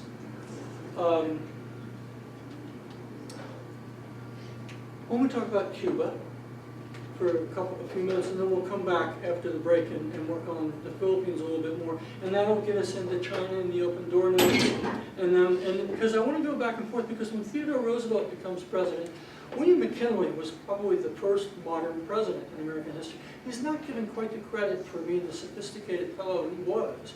He really was a modernist. TR gets it because he's modern in the public relations sense, among other things. He's the author of big government, I would argue. He is the first president to practice, quote unquote, big government because he believes that corporations need to be regulated and the federal government has to do it. But in any case, he's got an interesting view for somebody who was such an ardent imperialist at the time of the Spanish-American War. He's the one who's going to preside over the aftermath of this, looking here at the Caribbean with the Panama Canal, as well as what's going on in Cuba, and then the remnants of the war in the Philippines, and then the open door notes in China, and who's the big guy in Asia? What power would be the equivalent of the United States for the Western Hemisphere? What country would be that to East Asia? Japan, yeah. That's an interesting thing to think about. But let's talk about Cuba here momentarily. If you haven't done it, do read that essay by Luis Perez when you're going to teach this, if not sooner. It's really, really interesting. He addresses it partly, Cheryl. Did you get to read it? No, I didn't have a chance to read that. A couple of you have, I know. Can somebody recap? It's not a terribly long piece. But it's the third essay amongst the Spanish-American War pieces. Basically, he's the one who's making this argument that the leaders of the Cuban rebellion against the Spanish occupation do not want the United States to come in. They don't want their help. It's an interesting thing to look at Lefebvre's essay, who says we want the war to preserve the American system, which meant, brought in all these things we've been talking about for the last hour, the economic development, gaining the means, having an ideology to rationalize it. Not too much different from other countries. The British and the Germans and all do the same thing. In a way, we do it on a lesser scale in a way, but it has bigger implications in the long term, I think, with the United States. But in any case, you've got that from Lefebvre, whereas Offner argues that this is not quite by accident. There's definitely reluctance on the part of McKinley and company to do this, and it was unavoidable. And he says they had to end this. And there was some pressure, domestic political pressure. It's the spring of '98. It's the middle of McKinley's term. You're coming into the midterm elections.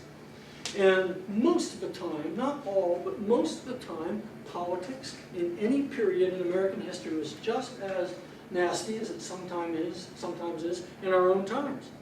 nastier, actually. In the days of you'd be shocked.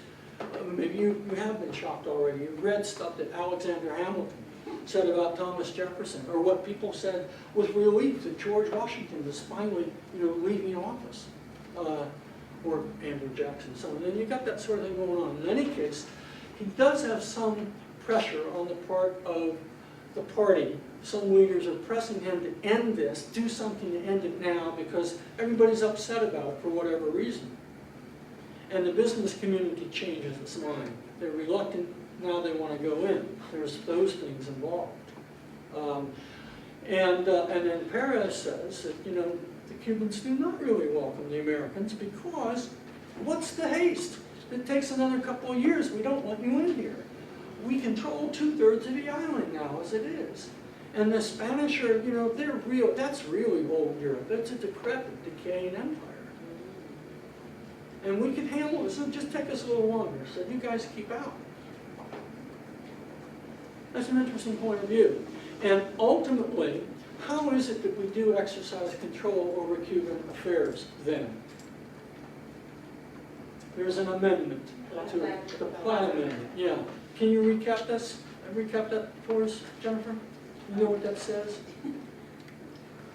In a nutshell, that they really can't do much without U.S. consent. So as far as their sovereignty, they have it as long as it's not going to go against their own protection or the United States protection. That's pretty good. There's one thing that is in our news fairly rarely still that goes back to this. And we get to keep a piece of land there. We get to buy Known it. as Guantanamo. Yeah. We still pay, oops, I'm sorry.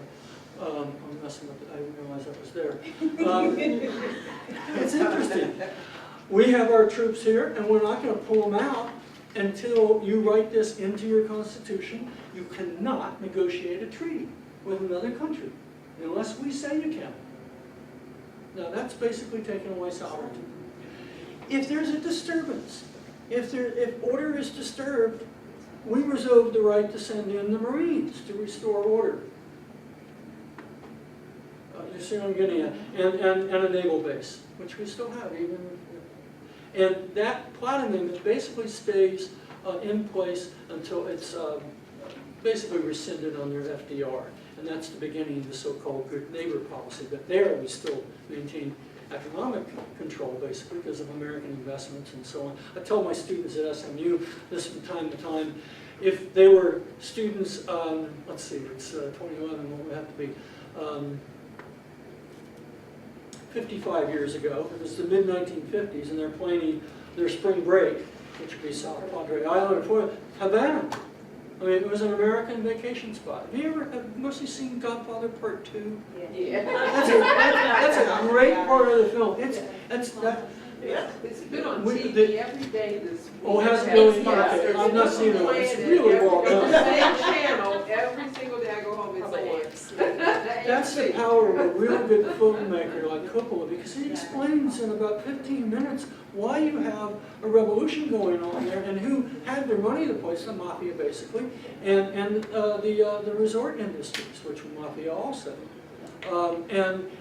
And they had a dictator there that we kept in power since the 1930s, Batista.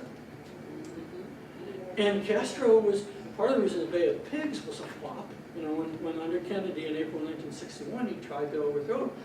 The CIA had very bad intelligence. We thought we'd go in there with the Cuban exiles and throw the bad guy out. Well, most of the Cubans thought they already threw the bad guy out New Year's Eve 1958.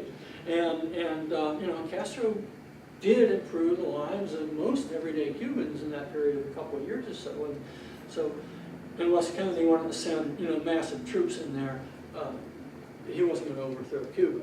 But that was kind of part of the understanding, if you want to teach the missile crisis, if you don't understand the Bay of Pigs operation. In any case, that goes back to the era of the Spanish-American War. And so, even when the Spanish surrendered in San Diego, the Americans wouldn't allow the leaders of the Cuban revolution in to accept a surrender with them. That kind of thing, they were excluded. Then once it's all settled, it's a slow process over a period of 4 or 5 years from the end of the war to the promulgation of the Platt Amendment. They run their own affairs internally, more or less, but nonetheless, it's for all practical purposes, this is what one calls a protectorate. That's what I said, the Platt Yeah. Amendment basically put them in the state of being a protectorate, whether you wanted protection or And not. that piece by Peros has so much, and it's just an excerpt from a book that he wrote. He was at the University of North Carolina, I think, at the time when he wrote that, sometime in the mid-90s. Did you notice the title of the set of documents and essays? It's not the Spanish-American War. It's the Spanish-American-Cuban and Filipino War. That's kind of interesting. It is. I had a question about the Platt Amendment. Why did we go this route with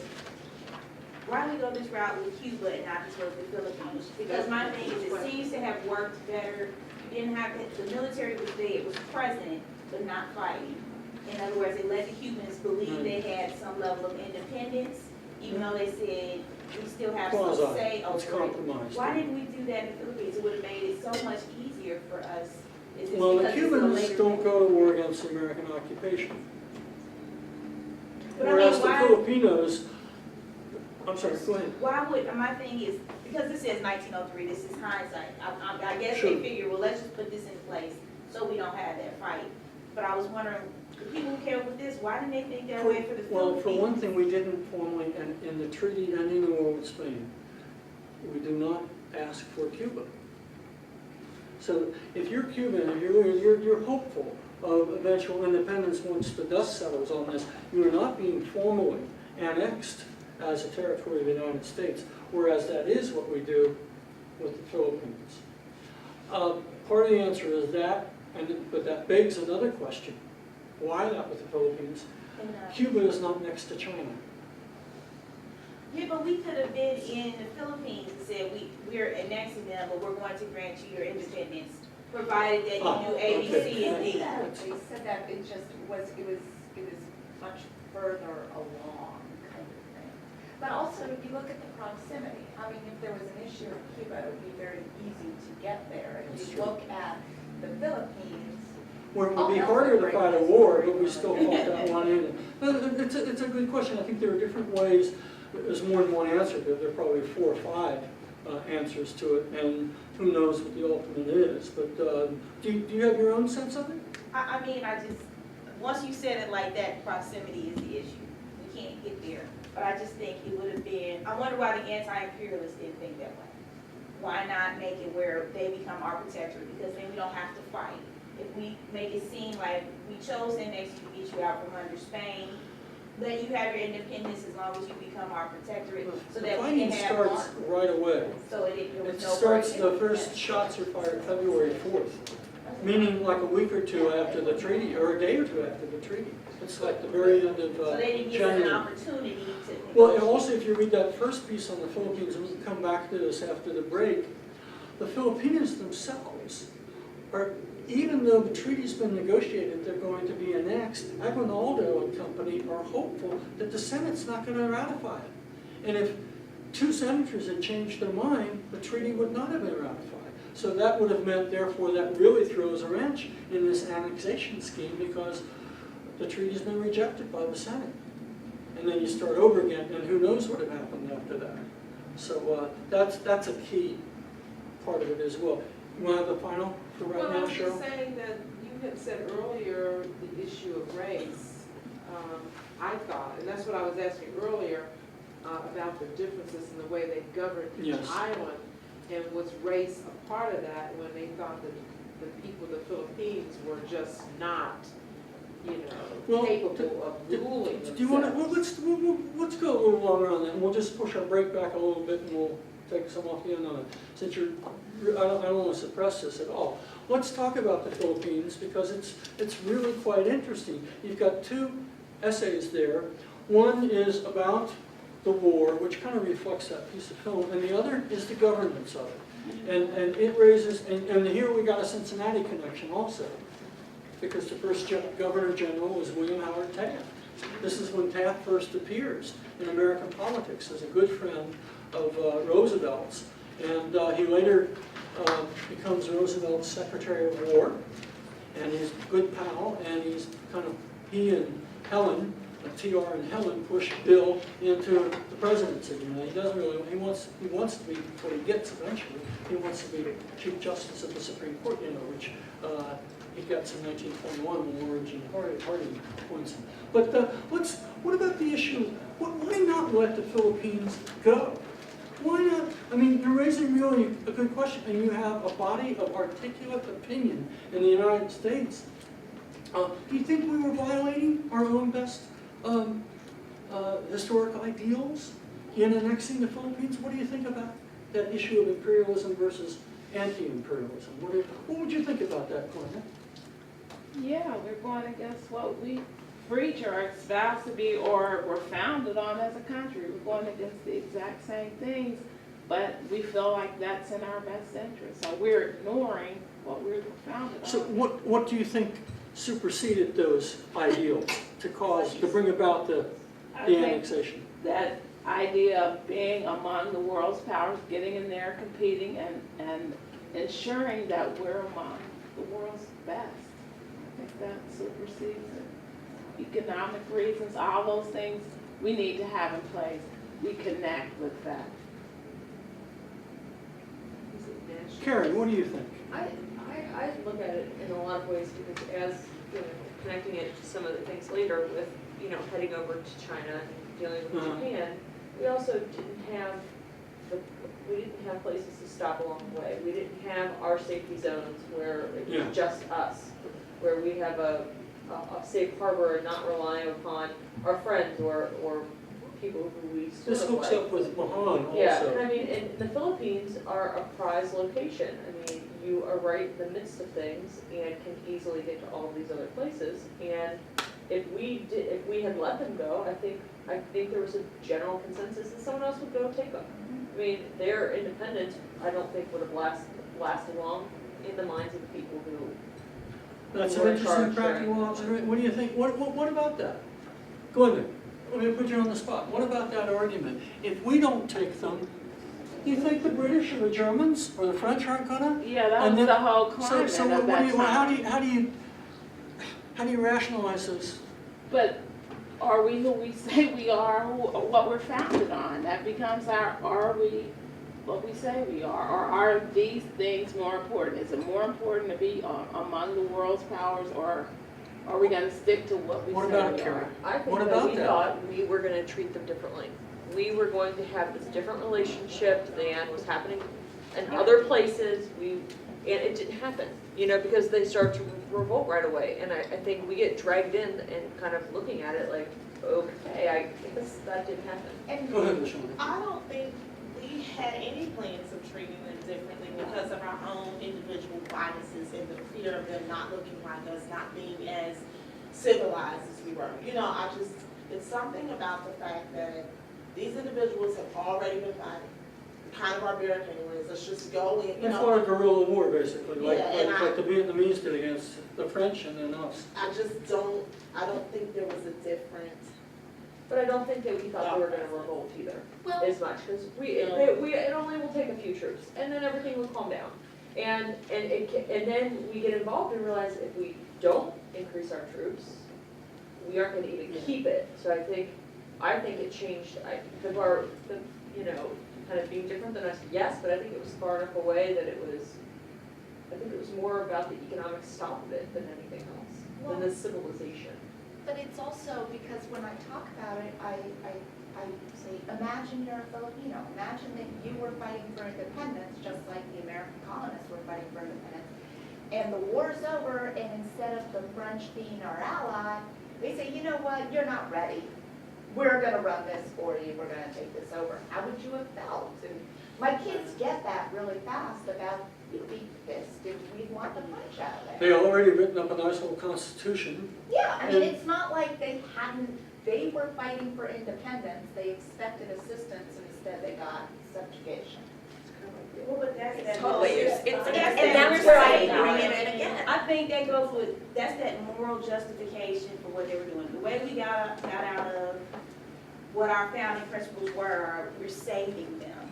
They're savages. they need us. They need Christianity.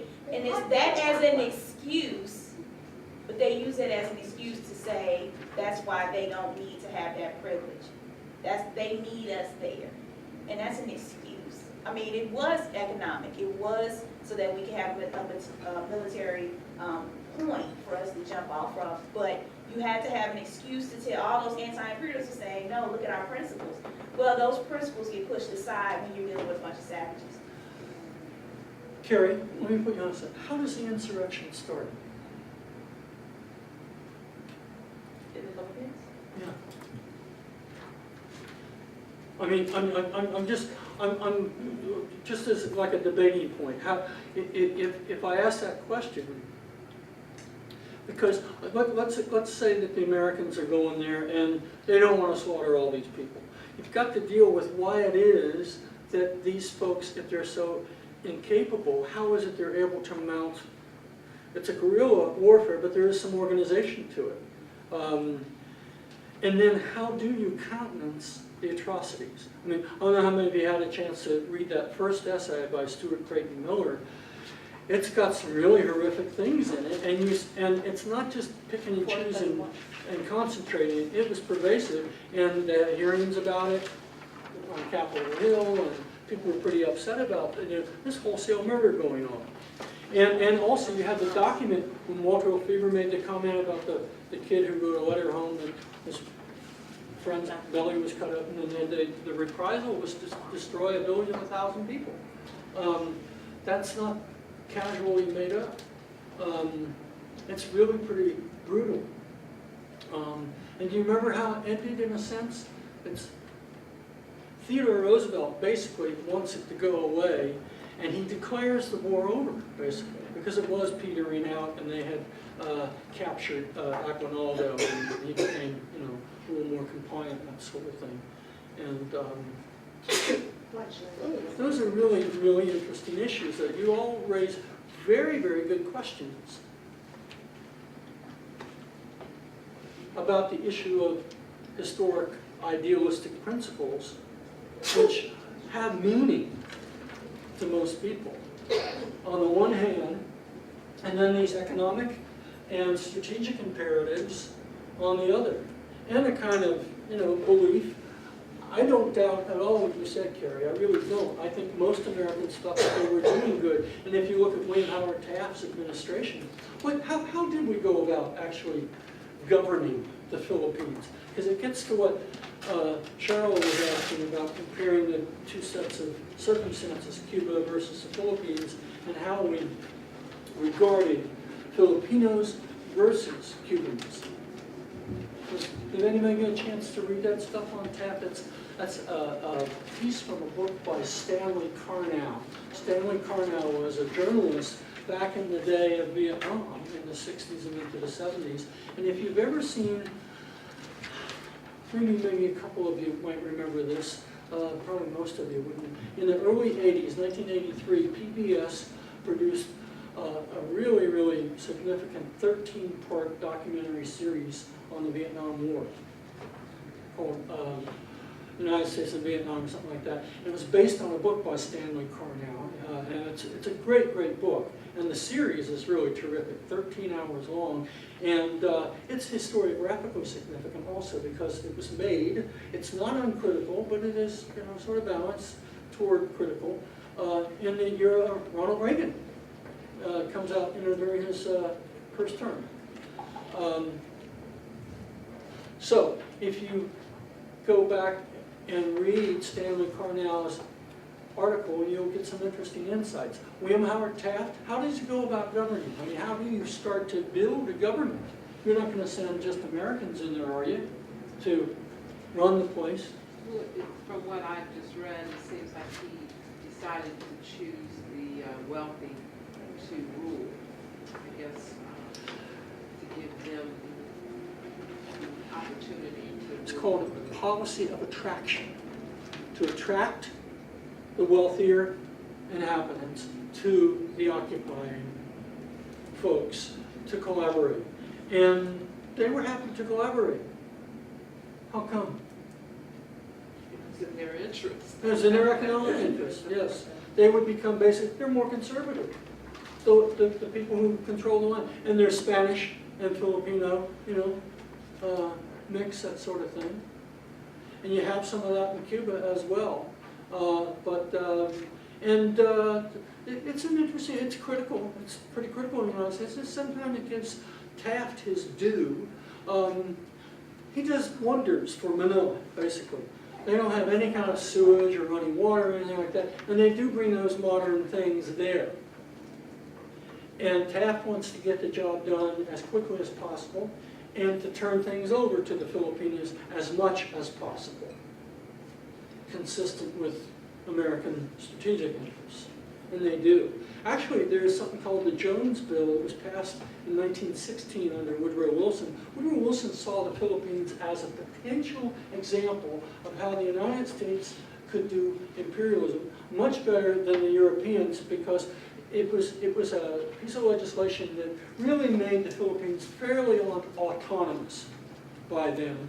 And he looked forward to, he tried this when he stroked out in the White House in the last year, of full-bore independence coming in 1921, but they didn't want to hear about it, and on Capitol Hill on that point. But there is this economic thing also. As we're doing this, as we're helping them to establish a government that's oriented more toward the American model, and modernizing Manila and a couple of smaller settlements like Baguio. There are economic interests involved in this, and we lift tariff impositions off of Filipino sugar, and we pick and choose what we are going to apply tariffs to and not apply them to encourage a connection. And some of the streets are almost like a small American town with the kind of storefronts and things like this. Really, really a nifty article. You can get some nice bits from it, I think. And in the end, what he says basically is we fundamentally reshaped the political economy of the Philippines to suit our own interests, economic and otherwise. I don't know if do you know when the Philippines becomes independent? 1946. 1946, right after the war. And most of the reason that it's the American South that is pushing for Filipino independence. You know why? Because once Philippines would become their own country, the tariffs against Filipino sugar would now be in place, because it's not territory of the United States any longer. That's an interesting little side effect. And also, it's very, very interesting and tragic on the one hand and inspiring on the other, what went on in the Philippines during World War II. Very, very heroic fighting Americans and Filipinos together. There was a kind of brotherhood bond there, and I think was real in a lot of respects against the Japanese. So It's that interesting was today, because when you talk to Filipinos, and not just Filipino Americans, but Filipinos like in other countries, it doesn't seem that they have any resentment towards America. In fact, it seems like they still to this day, in most cases I've had with It Filipinos, depends. they have had more positive Um, I'm sure not about that, the war. There's a lot of but- poverty there. Right. Really is, pervasive poverty. And you all know Ferdinand Marcos and, what was his wife's name? Imelda, who had like 3,000 pairs of shoes. Of course, Mary Todd Lincoln had 2,000 pairs of gloves. Did you know that? She spent twice the amount of money on clothing 1 year, twice the amount that Abraham Lincoln got for his salary. Or excuse me, half the amount of his salary. He said he couldn't half of the presidential salary, and he said he couldn't afford to lose the election in 1864 just to keep her wardrobe up to where she wanted it. And anyhow, Imelda Marcos, for those of you a little younger, in the early 80s when there was this movement that ousted him finally, she became really, really the whipping post in the American media, because she didn't have any sensibility about how she came across to people with all these extravagances. So there's some ups and downs to that also. But I think probably there's something to what you're saying also as well, so. Well, I have another question, because getting back to the beginning, I'm really curious to hear more about this relationship at the turn of the 19th century into the 20th century. What impact did the Philippines acquisition have on U.S. ability to sell their products in the Asian markets, and did it have much of an impact, and did that Sure. economy further? You all know when Americans started arriving in China, and who would have been the vanguard of Americans in China? Christian missionaries, yeah. By the time you get to this period of the Spanish-American War, you get about 5,000 or 6,000 Christian missionaries there who are converting Chinese to Christianity by the tens and scores of thousands. Maybe, it's around 330,000, 340,000 by the time of the Boxer Rebellion. And Harvey, what do you think they would think about taking the Philippines? They probably would be supportive of it. They were? Yeah. And what about American business interests? Sure. Yeah, and the people who followed Alfred Thayer Mahan.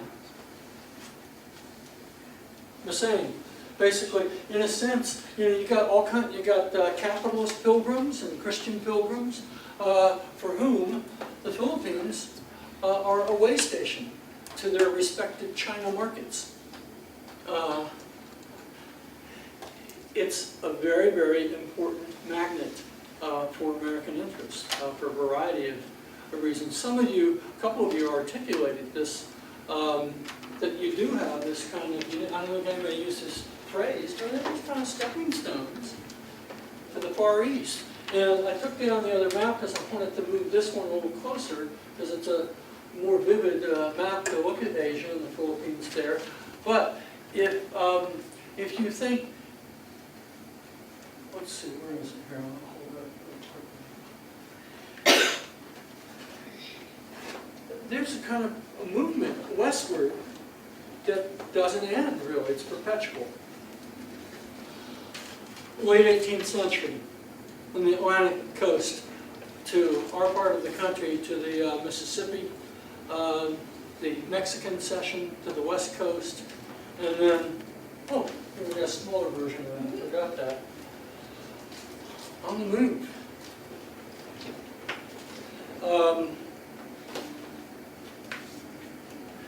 It's really the acquisition of the Philippines that impels the notion of the so-called open door, which is an interesting concept and a rather brilliant one strategically that the Americans formulate and articulate to groups who've been on the scene in East Asia for some time, 10 years, 15 and 20 years. The situation, there was a war that took place prior to the war in the Philippines that really shook things up in 1894, and that was the Sino-Japanese War over basically Manchuria. Manchuria is a real issue for everyone, the Russians and so on. And the Japanese, that was kind of their arrival. And kind of victory lap would have been the Russo-Japanese War of 1905, which employed the largest armies ever in the history of warfare to that time. You'd have to go back to, the American Civil War, a couple of Napoleonic War era battles. We're talking about almost 300,000 infantry, Russians versus Japanese in the Russo-Japanese War. And of course the Japanese kicked the pants off the Russians, which surprised people, and was probably the first tangible event that set in motion inside of Russia, events leading ultimately to the revolution, the two revolutions that occurred in 1917 in the context of the First World War. Domestic politics also involved. The Russians were always behind the other imperialists, and they thought, the Russian regime thought that it had get into this great sweep of imperialist competition to be regarded as a great power. And it was hardly that. It was the most backward of all the so-called great powers in terms of its economic attributes. I mean, just that single string of, single line of rail across the whole of Russia, it kind of tells the story. And the most backward government, really. I mean, the Germans were like, you know, progressives compared to the Russians in terms of labor politics and other aspects of their political society. Do you find that do you know evidence that you have a real increase in trade with the U.S. and China? Like, I mean, I don't see, I know there were half a billion people living in China, you had 500 million people, but it doesn't seem to be like as much of a place for your finished goods outside of like Macau and Hong Kong as it is a place to acquire, you know, other raw materials. Sure, absolutely. You know, so I could see. It didn't quite pan out, but there was this incredible lure that loomed very large, China did, in the trade papers, for instance. Think about the cotton market, cotton being supplied to New England textile mills. And you've got competition, cotton coming from India. And we wanted a bigger piece of the international pie. And the thought on the part of textile manufacturers that they could sell a shirt waist, a woman's blouse thing, or a shirt or a shirt waist. One a year to 1 out of every 2 Chinese people, and you keep the whole engine going for into perpetuity because of the population. It's the most populous country, and it is accessible now. And you have the beginnings of that's going on the part of all the other great powers. This is probably a little bit better map to look at because you have.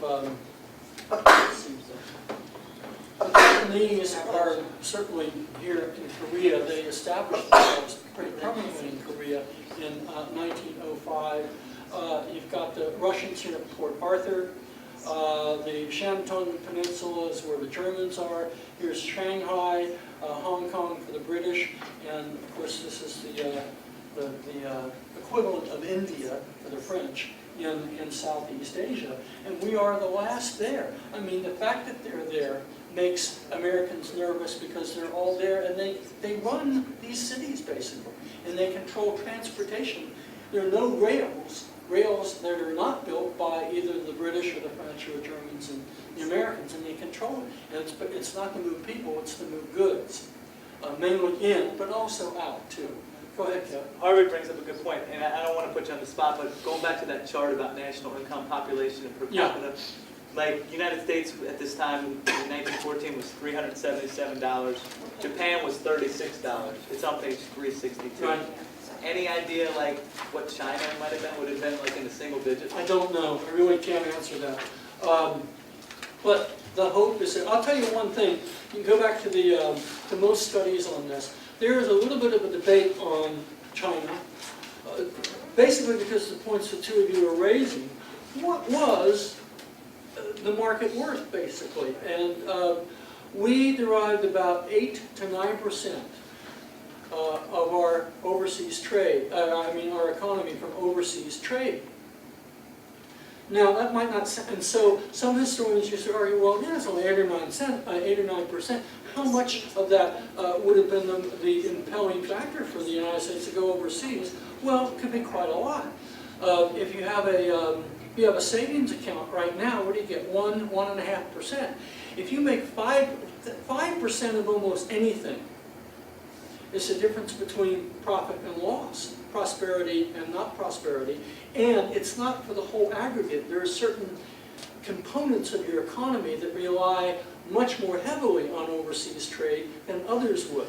I mean, the Chinese are not going to be buying a lot of steel from the United States, but cotton, textiles, American agriculture follows foreign policy. It really does. But if it's 8 or 9%, I'm thinking that that's involved going to, you know, the British, the French, you know, mostly Europe European areas. Well, we have a lot of trade with Latin America. And in some to Canada. It makes up Latin America, about but it's- Asia makes up about 1.5% of it. Yeah, very small amount, and then you've got the white man's word, because then you have the people in America thinking that China is some, they don't even recognize its period of greatness, I mean, it's like, China is just some little, like, Well, yes they and don't no. have, like, the same economic. Motion pictures are coming in now, and people see travel logs in the theaters by the turn of the century, in the Nickelodeons anyhow, and it will become small theaters soon. And it is covered in the print media as well. I mean, China is a big deal, as much as the Philippines would be, or any other aspect of the era of the Spanish-American War, when you have mass circulation of newspapers. And let's say that 30 or 40% of your cotton crop could go to China. That's a potential. And if you had all these gluts due to the Depression earlier in the decade, it looks pretty good. And I don't know how far you got in the reading, but kerosene and light oil to light the lamps of China is a big deal for Standard Oil, which owns 90% of the entire oil industry in the year 1900. There are different aspects of the economy where there's enough there to suggest a potential. It's the great promise of the great China market. And it is enough for the Secretary of State in September of 1899, once we have that colony there and the insurrection is going our way, it's only going to be a matter of some months, although it's well into, was past 1901 before it's over, but that he promulgates the post-round of so-called open door notes to all the great powers there on the scene, which are Japan, Russia, France, and Great Britain and Germany, 5 of them in particular. And now we're Johnny-come-latelys. And it's a good jumping off spot. And have you studied open door notes before, Park? No. Can somebody tell us what they say, what their basic meaning are? Issued by John Hay, who is from this part of the country, grew up in Salem, Indiana, which is in southeastern Indiana, maybe a 40-minute drive from Louisville.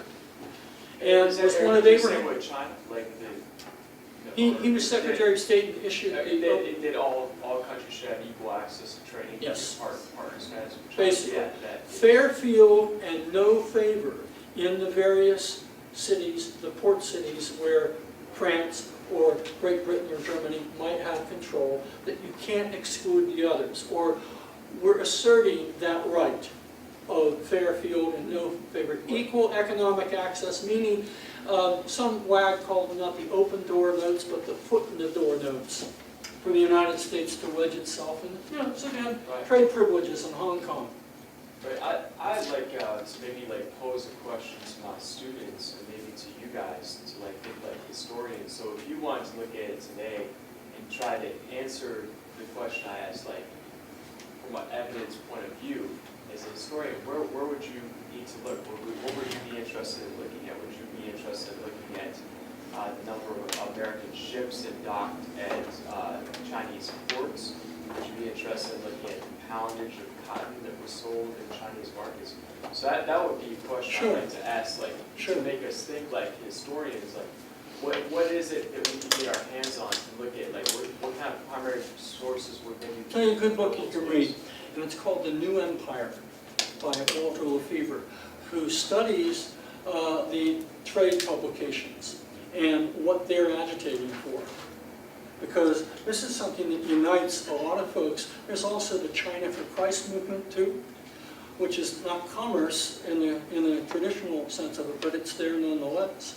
And this is a kind of conjunction of a lot of aspirations. But the thing to keep in mind also is that China is on the verge of a nervous breakdown. It comes apart basically.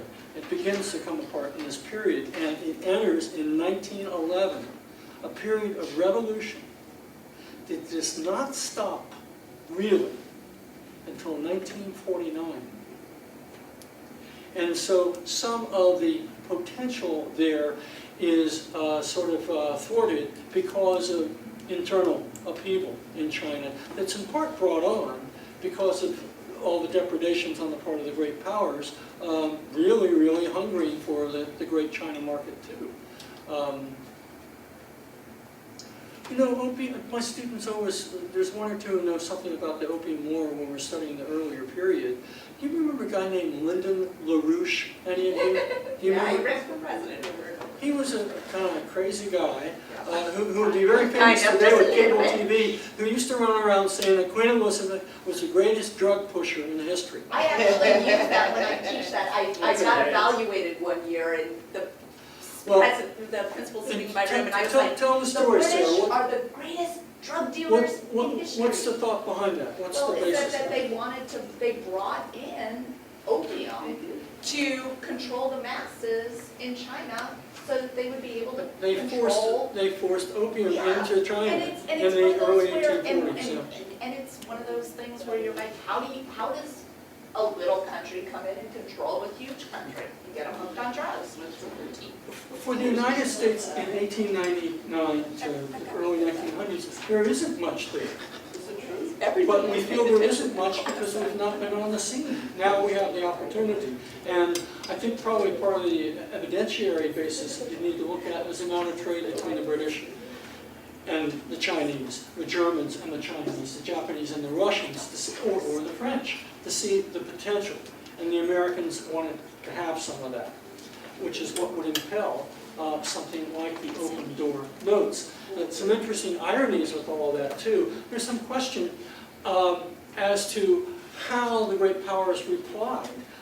Some of them, you've got some documents that they replied in a friendly way but non-committal. No one rejected the idea. Which I find fascinating because You know you why would have, well, they didn't want to have to fight over it. And that's the way I presented to the kids. It's like, can you just imagine what would have happened if somebody Hay came? announced accord, that all the powers were in accord with it. Just a kind of, it just announced that. It's like, I'm declaring this war at an end. I'm announcing that no one disagrees with these accords, so this will be the policy that we'll assume. In the meantime, China sinks more deep into a kind of proto-revolutionary state, and you have the nationalist uprising, which is not that big numerically, but the Boxer uprising. The Manchu dynasty is really, really creeping. It's way behind China is as a civil structure and a power any longer in world politics. Japanese westernized to a considerable extent, starting in the 1880s and into the 90s, and they're building a navy and all of that. And you have the Boxer uprising, which is an anti-foreign movement on the part of intense Chinese nationalists. They actually only kill slightly under 300 non-Chinese, but they kill about 20,000 Chinese Christians. And they lay siege in the summer of 1900 to the legations, the area of Peking, where all the foreign legations are, for almost 2 months. And the powers put together an international army, and there are about 2,500 American troops that participate in this from the Philippines, with the Russians, the Japanese, the French, and so on. They land here at Tianjin and make their way inland to Peking to lift the siege. Now, it's interesting.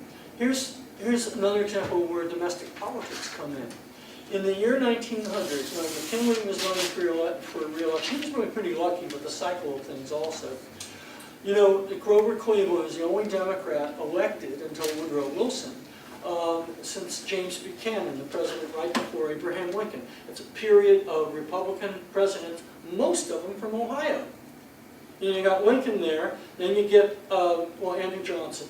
But the first elected president after Lincoln is none other than our own Ulysses S. Grant, then Rutherford B. Hayes, then James Garfield,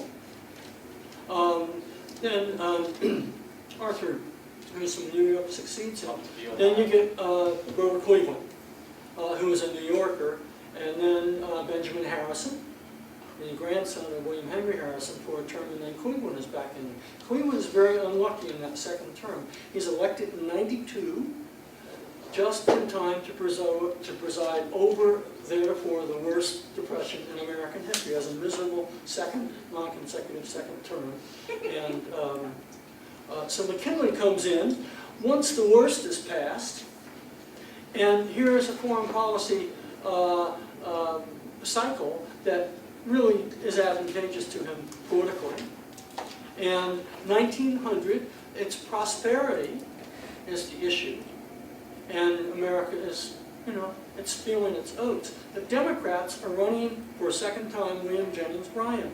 And what they make their big campaign issue, which doesn't work very well at all, is imperialism. At the Democratic National Convention, which was opened the 4th of July, a huge banner. America, a republic forever, an empire never. It's an anti-imperialist platform. The Boxer Rebellion is going on in the summer of 1900. On July 2nd, just a day or two before the Democratic National Convention is to open, John Hay decides to issue a second round of open-door notes that basically recapitulate the idea of fair field, no favor, equal. Everybody can come in on an equal basis for trade purposes, adding, because of the Boxer Rebellion and ostensibly the fear that this is the last straw that will culminate in the partitioning of China, formal, rigid spheres of economic influence.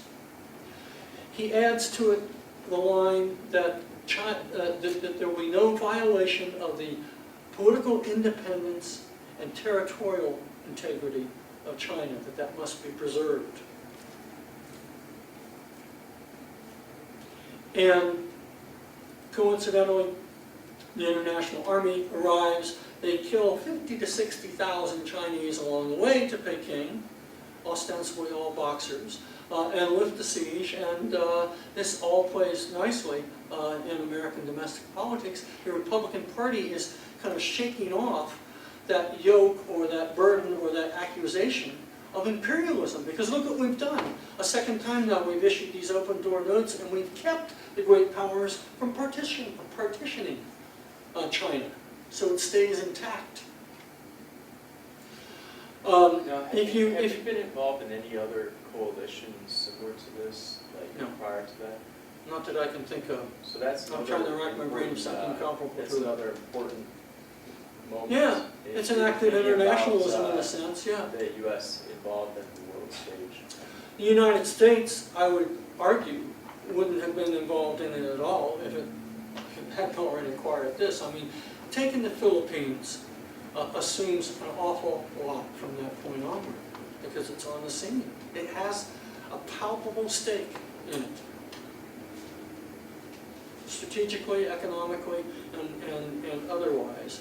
And that's an interesting observation. You do have this kind of like United Nations on behalf of imperialist ends. Have any of you had a chance to do the readings on the open door policy? Anybody remember, shall we take a slice of China?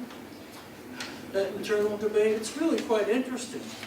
And then you have a Chinese scholar writing one of the pieces, arguing that the United States was not making an anti-imperialist statement, nor was it trying to save China from partition, because that was a very unlikely. You want to take it, Sarah? Go ahead. Well, it's just sort of that they were putting themselves in it. And it wasn't, and that's, like that was my perspective on it, is that it wasn't so much that they were keeping it whole, it's they were imposing themselves in a place they didn't have a foothold to begin with. That the open door notion, you talk about you want your share of the pie. But you missed the You're chance to basically lighten it up. accepting the idea of a French and a British and the German sphere of influence. We just want to share a little bit of it and let the Germans take part of a little bit of trade in Hong Kong as well, that sort of thing. And that there never really was much of a chance of formal partition, because who's going to start the ball rolling? Right. This idea of an open door policy is attractive to everyone. And trade was a lot cheaper than actual colonialism in China. I mean, and it's, you know, you get into all the different, I mean, it would have been Africa all over again with all the different ethnicities and the huge vastness of it, and that was expensive. Yeah. Here's an interesting postscript in this involving Theodore Roosevelt too, because Kevin was asking me a little bit if I could talk about this a little bit more about China and Japan and so on. China really is prostrate at this point. The Manchu dynasty is crumbling, and it's out by 1911.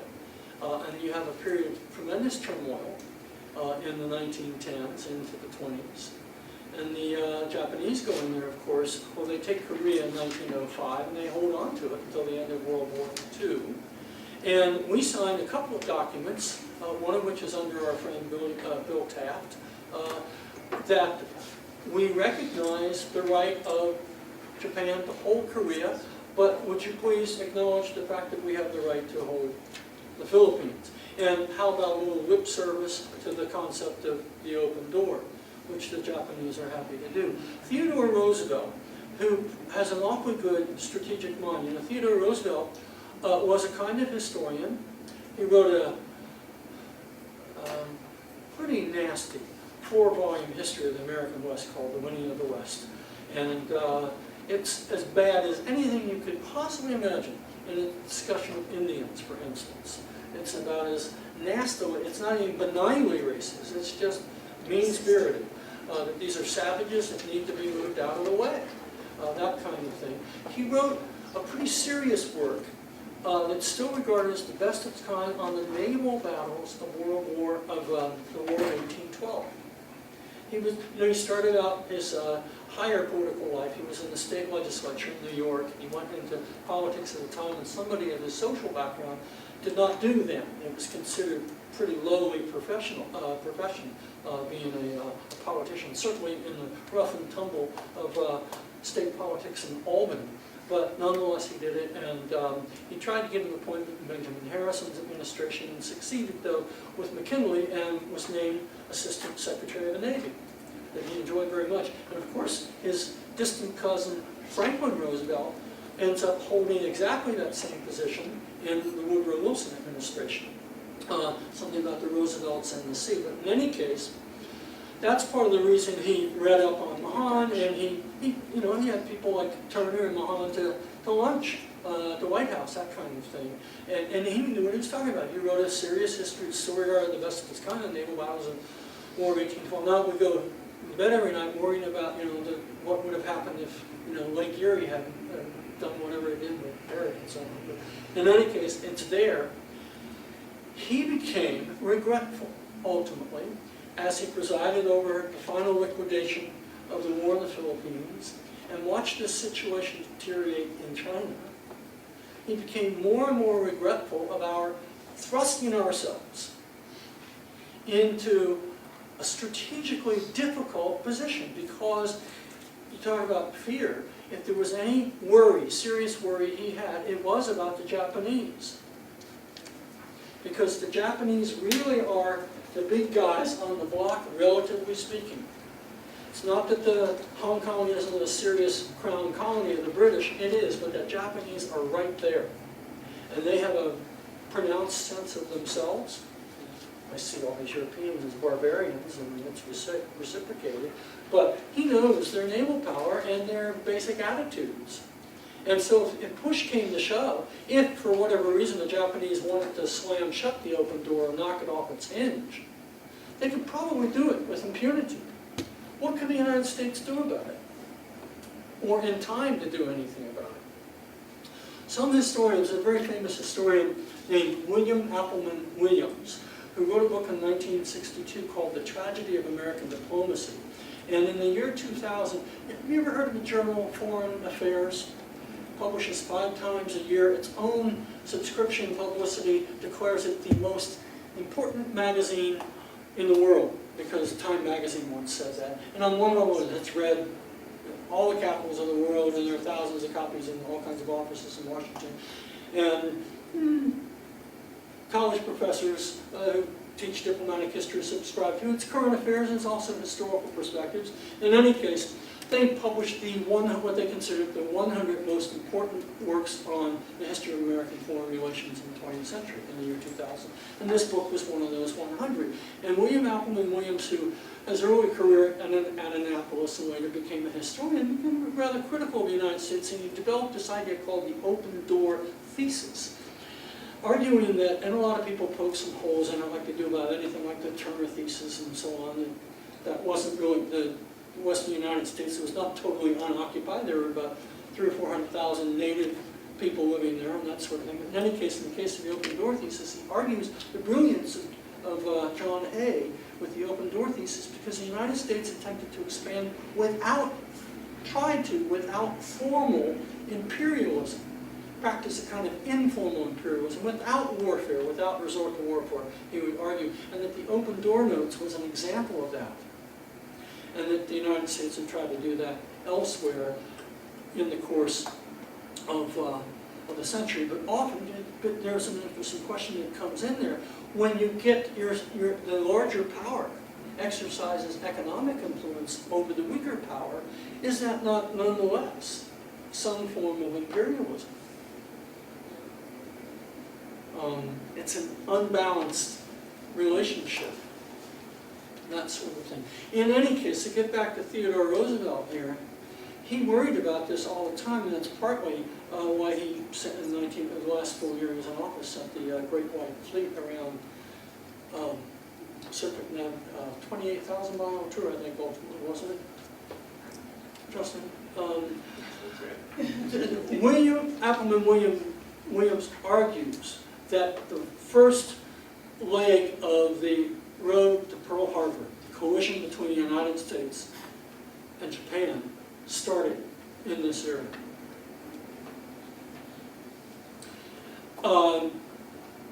It's a little bit deterministic because you need the Great Depression in there. You also need World War I because the Japanese really, really profited in many, many ways when the Europeans were having this catastrophic family quarrel and distracted. The Japanese took the German colony away in Shandong and just really ruled the roost there. And then you have the beginnings of World War II in the Pacific starting in 1931 when the Japanese came in and took over Manchuria and renamed it Manchukuo and put in power. Have you ever seen The Last Emperor? Terrific film. It's about Pu Yi, who was the great-grandson of the Empress Dowager, who was in power at the turn of the century.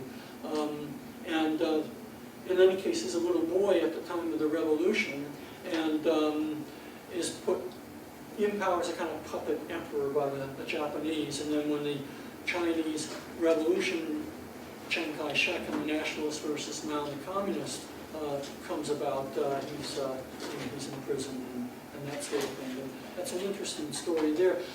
William Appleman Williams's thesis is borne out somewhat anyhow because the United States did absolutely nothing in 1931 over the fact that the United States had taken, that the Japanese had taken all of this with impunity. Of course, at the time, it's 1931, it's 2 years into the Great Depression, Herbert Hoover is president, and who wants to go to war over, the fact that Japanese had taken Manchuria?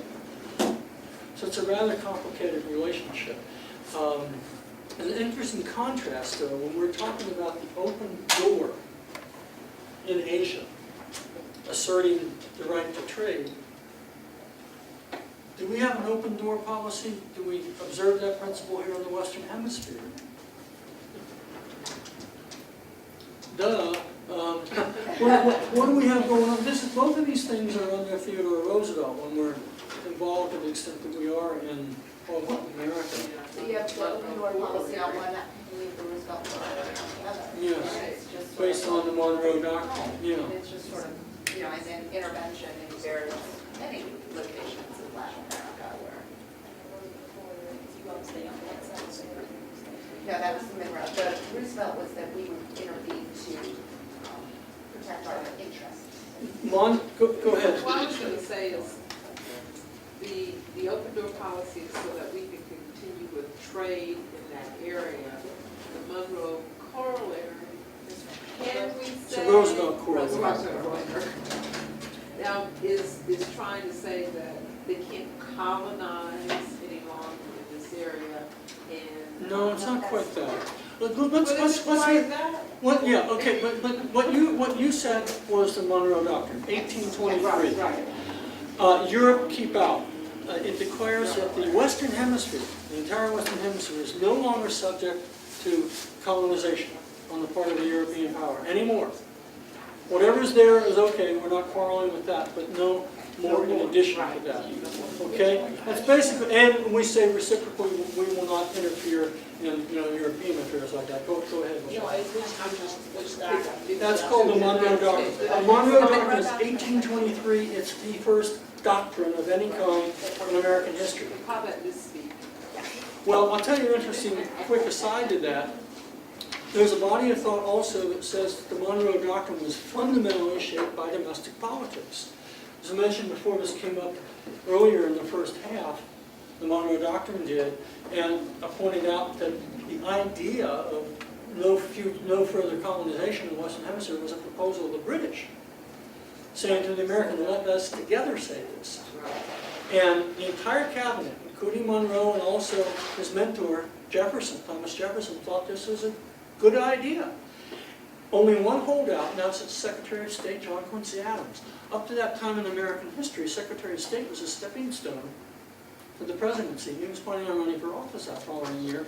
And the argument goes that domestic politics brought about this unilateral sacred cow document known as the Monroe Doctrine. Otherwise, it would have been a joint Anglo-American declaration, but because of John Quincy Adams' powers of persuasion and his domestic ambitions, not wanting to be accused of holding hands with the bloody British who had just burned Washington 10 years before, and in those days it was like the equivalent of being, the Russians in the Cold War. If you were losing your audience in 1823, if you just stopped and hollered out, "England sucks," everybody would stand up and cheer because it's like the British so much. But in any case, so that is what the Monroe Doctrine is. The Roosevelt corollary to the Monroe Doctrine kind of turns it on its head. It's saying that the United States has the right to intervene in the internal affairs of any Latin American country so as preemptively to head off some kind of European intervention in Venezuela or in the Caribbean or something like that. He mentioned Theodore Roosevelt to most Latin Americans, they'll spit on the ground, because this is a license for interventionism in the Western Hemisphere for whatever reason. We did quite a bit of it. Excuse me? We did quite a bit of it after. Well, not just he and Taft and Wilson, the All three across of the them, 20th but century. 22 interventions in 3 presidential administrations. Almost the whole continent of South America into a protectorate, that just sort of Well, decided some to sort of take economic it. dependency anyhow. It was more pronounced in Central America, really. Could you give us an example of one of those 22 instances? Sure. Well, you've got Panama to begin with. Right. We'll talk about that. Nicaragua on the part of both Taft and Woodrow Wilson.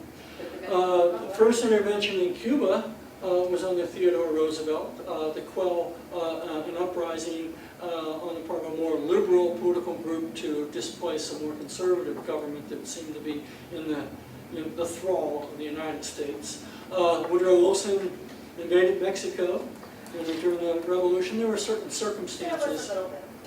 And I mean, he was looking for somebody, much like. was going to Solomon Pancho Long. Villa. Yeah, I mean, Yeah. there might have been a reason. So how much autonomy would you argue that Latin American Columbus, countries Mexico. actually We have to have been. exercise?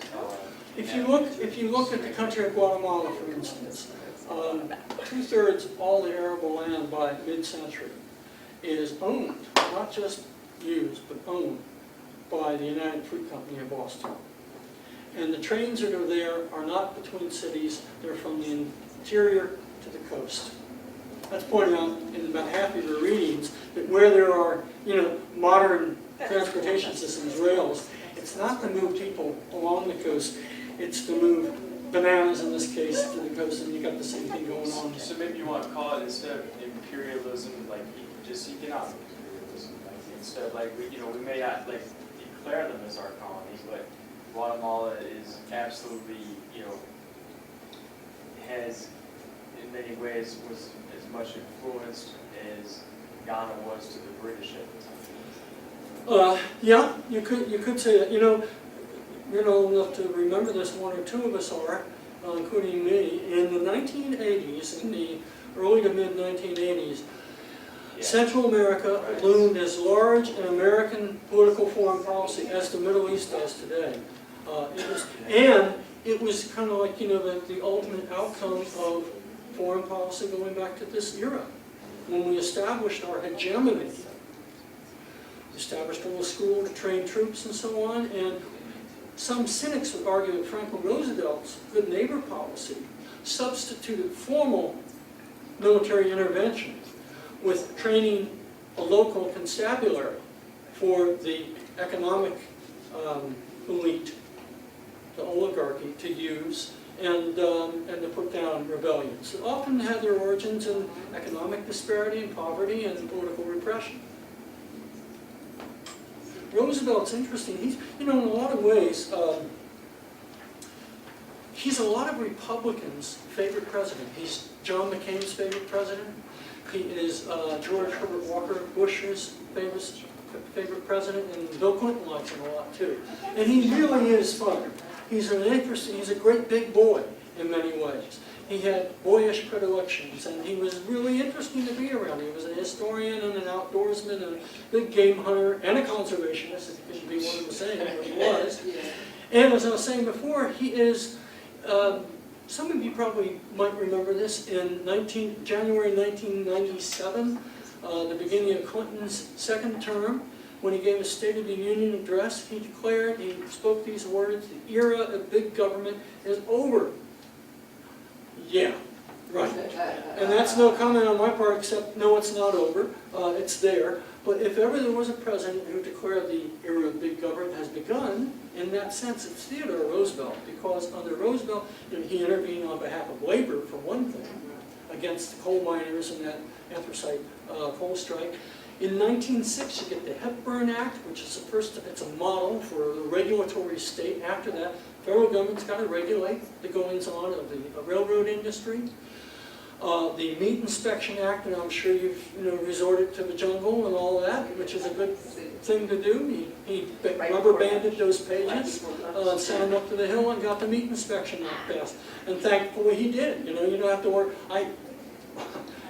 I searched out White Castles yesterday. I had the little 4-pack of the old French fries. Oh. Well, I didn't have to worry about being, poisoned by tainted beef, and none of us do. Because of Theodore Roosevelt, because the federal government, is in charge of seeing that there's a certain amount of sanitation and safety in what we consume. The Pure Food and Drug Act. All kinds of things like that. And then when he became even more radical, if you want to call it that, after leaving office for 4 years, comes back left of center without any question in terms of his own time and today too. When he runs on the third-party ticket in 1912, comes in second, calling for a Federal Trade Commission, which would mean continuous supervisory action on the part of the federal government over corporate enterprise. His big question was, how do you get, this is a very interesting question to ask, how do you get corporations to behave in a socially responsible way within the framework of a capitalistic economy? He didn't preach socialism. He used to argue that the heads of corporations did not know their own best interest. They didn't know when to let a little steam out of the pot. These guys are getting killed. And the most dangerous thing you could do was, besides run a railroad, was to mine coal. And they want an 8-hour a day, and they want safety regulations, they want an increase in pay. And he sided with them. He got them part of that by forcing the owners of the anthracite coal mines. And these 150,000 coal miners walked off. And New England's worried about winter coming on. He said these guys are going to bring on socialism, the heads of these corporations, because workers will put up with this only so long before you have really radical politics. And if the main parties don't begin to think about this and realize somebody's got to be in the middle there, you're going to have a radical political movement in this country. And that basically is what Theodore Roosevelt, the Republican, and Woodrow Wilson, the Democrat, on the home front, because Wilson is responsible for the Federal Reserve Act, the Federal Trade Commission Act, the first 8-hour day law, which affected all the nation's railroad workers, and the first federal law restricting child labor. I mean, he had some deficits, definitely, too, as president, but those are very, very significant legislative agendas for both those presidents, basically to maintain decent conditions for working people. Wonder what they'd say today. And, Wonder what he would say today. both of them probably would think both parties are a little too timid along those lines, yeah. really. They're really, really interesting presidents. I didn't mean to go off on quite that tangent, but there it is. And also, you know, jumping ahead there, if you want to study the politics of domestic policy, we don't have to, New Deal is a totally fascinating thing and a totally instructive subject for our politics today. Yeah. Herbert Hoover and Franklin Roosevelt back to back. Herbert Hoover is partly George W. Bush and partly Barack Obama with the stuff he did in his last year in office. Bailouts for the bailouts, so-called, for big corporations that were too big to fail. Herbert Hoover kept the country going as much as Roosevelt did. And Roosevelt was very slow to come up with a jobs program, too. That was the second New Deal, the second half. Well, that stuff gets in there. World War II comes along. By the time we get to the 1950s, Eisenhower, the first Republican century, they basically co-opt a lot of that. Eisenhower, the Republican Party on the Eisenhower, and Truman and the Democrats, the centers of both parties are almost indistinguishable. Eisenhower undertakes big public works projects like the Federal Interstate Highway Program. Department of Health, Education, and Welfare is established under him. Expands Social Security, covered another 10 million people. Ups the minimum wage by 33%. And does not attempt to roll back the New Deal. A Republican regime actually consolidates it as part of our political economy, that kind of thing. Roosevelt in foreign policy, though. He definitely is an imperialist in many ways, certainly in the Caribbean. And the story of the Panama Canal, do you want to do it? Are you still up for it? We're going to do about 10, 12 minutes, and I think we're supposed to leave, stop at quarter after. But in any case, you've got a really interesting story here on TR and the Panama Canal. Does anybody, do you all teach this? Have you ever taught it, Kev? You start with the Lesseps. Ferdinand de Lesseps, the Suez Canal. The French failure to be able to build it. Yeah, why was it a failure? De Lesseps was regarded as a genius with the Suez Canal. Just the logistics, the conditions, I don't know. Well, I need a map of the Middle East, but imagine that's a map of the Middle East. It's a sea level canal. You're digging a big ditch in between the Mediterranean and the Red Sea, basically. And it's a big excavation project. But what he tried to do was to repeat that, to build a sea level canal across Panama, which is mountainous. Yeah. And it was a huge scandal in French domestic politics, lost millions of dollars, and de Lesseps lost his mind. He went crazy in the end. And that's the background to this. And of course, the Americans had an agreement, the Clayton-Bulwer Treaty going back to 1850, that in the event of a Trans-Isthmian Canal, the British and the Americans would do it together. That's another indication part, and some others have been mentioned this too, of the amity between the British and the Americans. Let's dig this canal together in 1850, anyhow, whenever it comes along. In any case, that's abrogated with the John Hay Pauncefote Treaty in 2001 so that the United States can do it by itself. The big question is not whether, it's where. Here's another impact of the Spanish-American War. It, did get ships eventually to Cuba. I forget how long it took, but he had to go really far. And this reopened the issue of the canal in these modern times of the new century. That you can we need a two-ocean navy, and you can, you know, save a lot of time and distance. Also, it would be cheaper, don't forget commerce, it would be cheaper to send by surface, whatever your commodity is from New York to San Francisco, to do it this way than to do it by rail. It'd take longer, but so what, let it go, it's much cheaper, and so it's very economical, and there are all kinds of strategic as well as commercial incentives to build a canal. But how we acquired the rights to do so is really, go ahead. It's kind of crazy. I mean, you ask Colombia first if you can buy it. They say no. You say, okay, well, tell the Panamanians, we'll let you rise up and we'll have our ships right off the coast and we'll have your back. And before anybody else can really do anything, we create this treaty where we recognize Panama's independence, and they've sold us the land to dig the canal at the same time. Can you see this? These are both pretty dry. Philip Bonaveria was part of that French Panama company.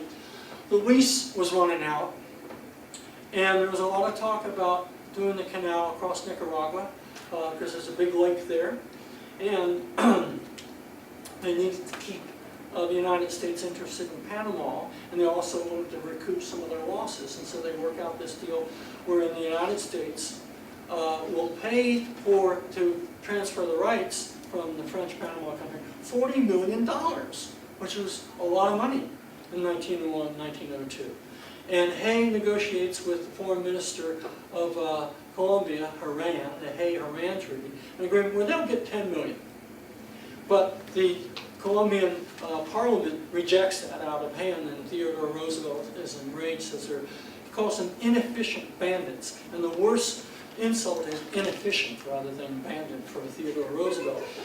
And that's where you get Philippe Bonaveria coming into the picture, who hires William Cromwell of the firm Sullivan and Cromwell, which is still one of the most powerful law firms on Wall Street, which incidentally represented the United Fruit Company in Guatemala in the mid-century. But in any case, you get the origins of the encouragement of that revolution on the part of the Panamanians. Panama was a province of Colombia. And Roosevelt sent one of the ships of the Great White Fleet, the USS Nashville, down to prevent, they couldn't send an army overland because the terrain was so severe, but rather by ship, and the presence of an American battleship would prevent the Colombians from putting down the Panamanian uprising. Now, Philip Bonaveria, a representative, a citizen of France, representative of the French Panama Company, hasn't laid eyes on Panama in 15 years. He's in New York. He declares himself the foreign minister of Panama. Gets on a train down to Washington, hammers out a treaty with John Hay, the Hay-Bonaveria Treaty, $40 million. And in any case, the Panamanians had said, don't do anything until we get up there. Well, by the time they get to Washington, it took them too long. The treaty is negotiated and signed, and the Panamanians are so, there's one who's so upset that it knocks Bonaveria cold. One of them faints. In any case, it becomes fiat. The treaty by which the United States acquired a 10-mile strip across Panama is known in Panamanian history as the Treaty No Panamanian Sign. And that's the origins of how we acquired, for the good of civilization in TR's lexicon, that strip of land, 10 miles wide, to which we would pay the new Panamanian government $10 million, which is basically the deal we had offered to Colombia, rejected, plus $250,000 a year for 10 years, and quasi-sovereignty.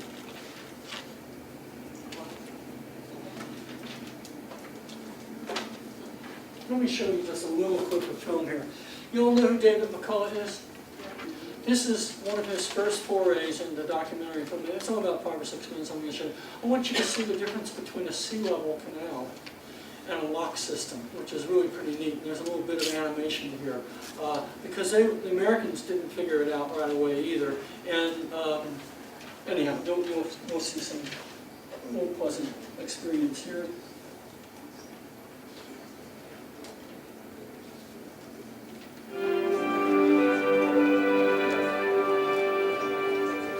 It was John Stevens who saw the real lesson of the French experience, the futility of trying to dig all the way down to sea level. It was John Stevens who best explained to Theodore Roosevelt how a lock and lake canal would bridge the isthmus and make a virtue of Panama's phenomenal rainfall by damming the Chagres River and creating a man-made lake. This way, most of the digging would be concentrated at Culebra Cut, the point where the canal cut through the highest ground. Roosevelt could now picture how a ship would be lifted up to the lake through a series of locks like steps.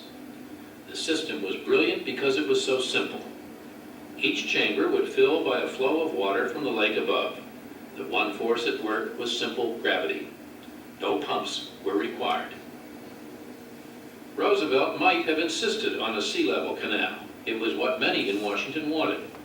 But he listened to Stevens, and well, he did. Had the United States tried to build a sea level canal, the project almost certainly would have failed.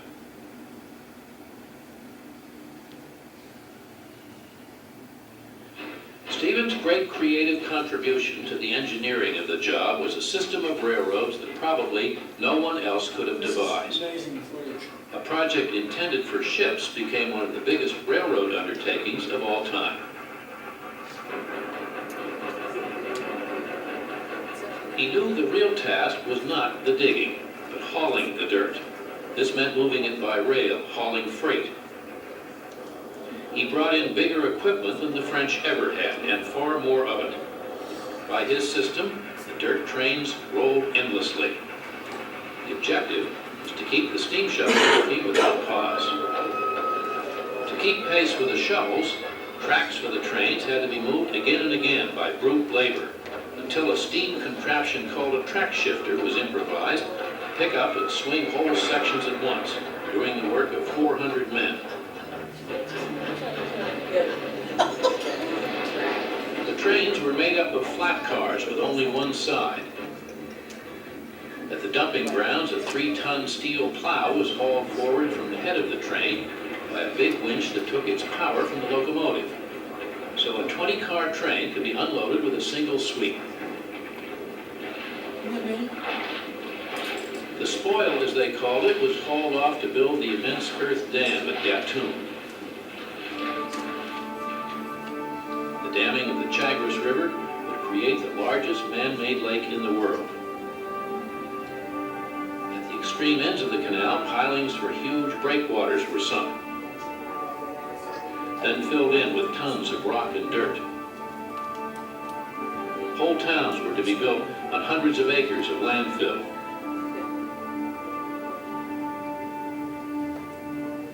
By December 1905, Dorgas was able to announce there was no more yellow fever on the isthmus. It was hard to believe, but true. The year after, Stevens had 24,000 men at work. Theodore Roosevelt decided to come look things over.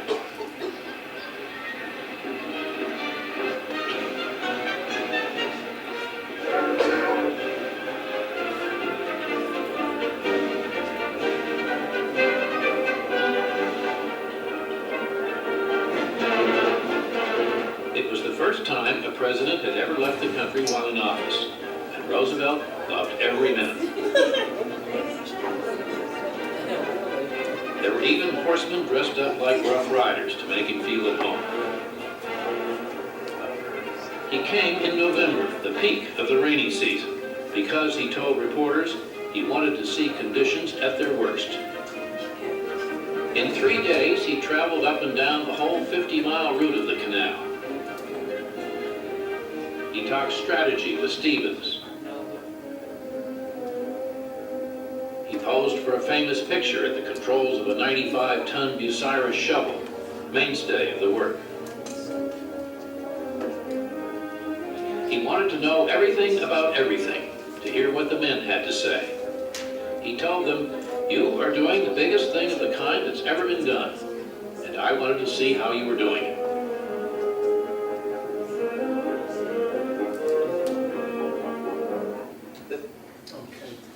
Okay.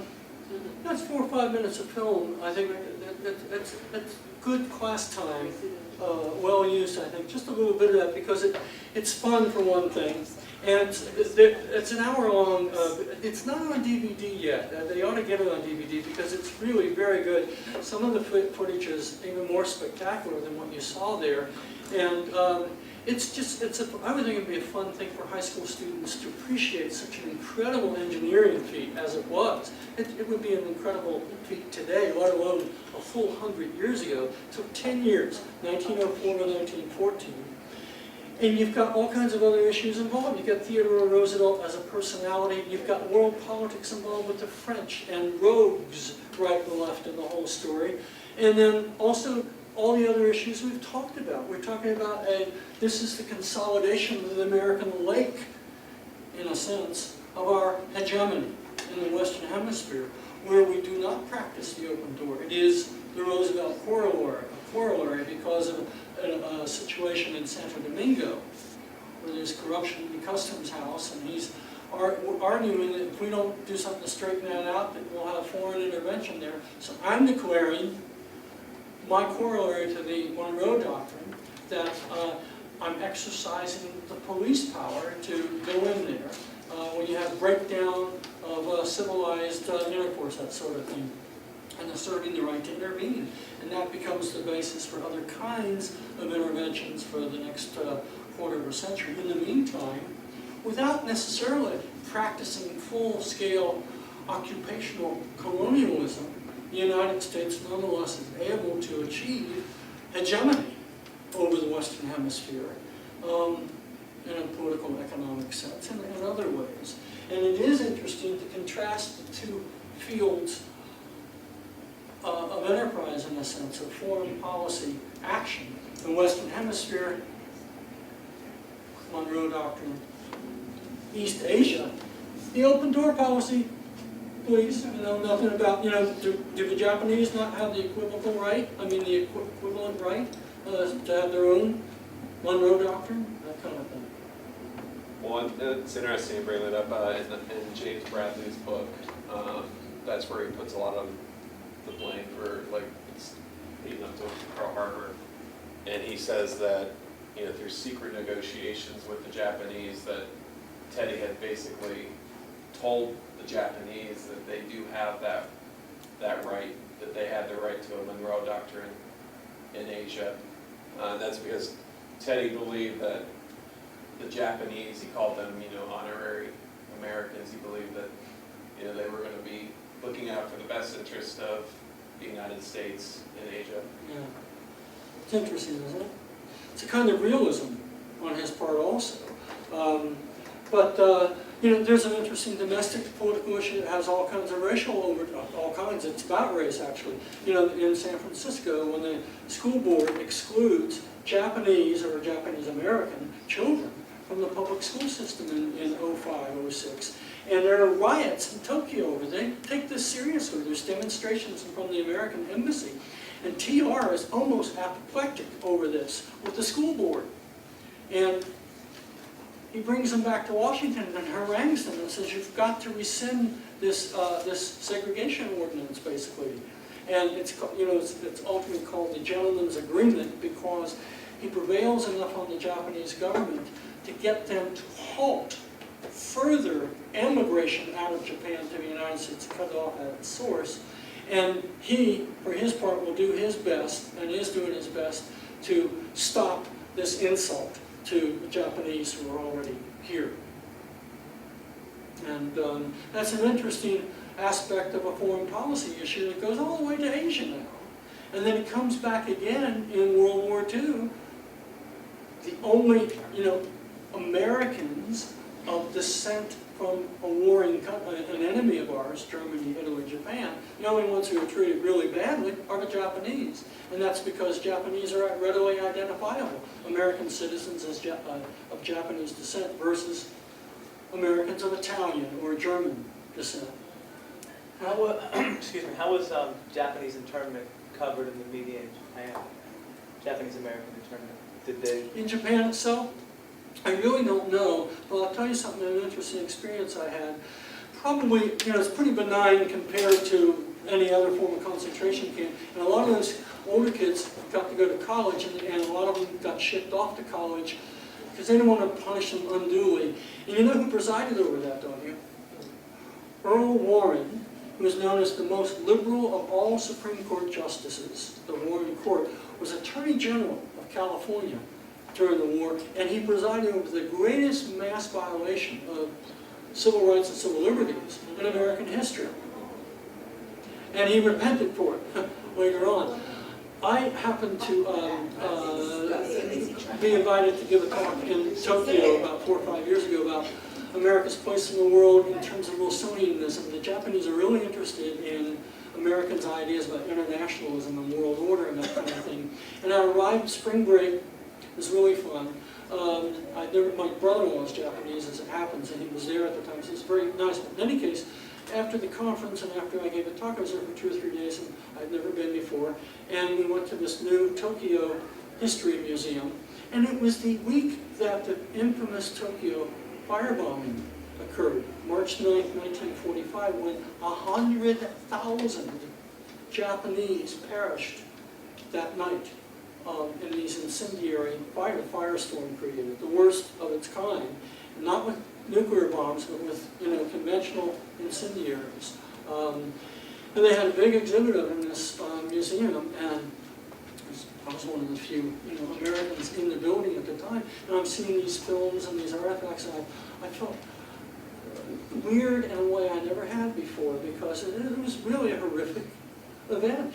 And they had lots of really horrifying scenes of people burned to death and asphyxiated to death and also boiled to death.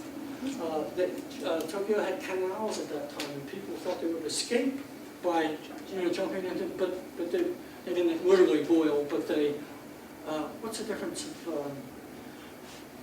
the opposite of the cold water situation of the Titanic? People, for the heated water is what killed thousands and thousands also.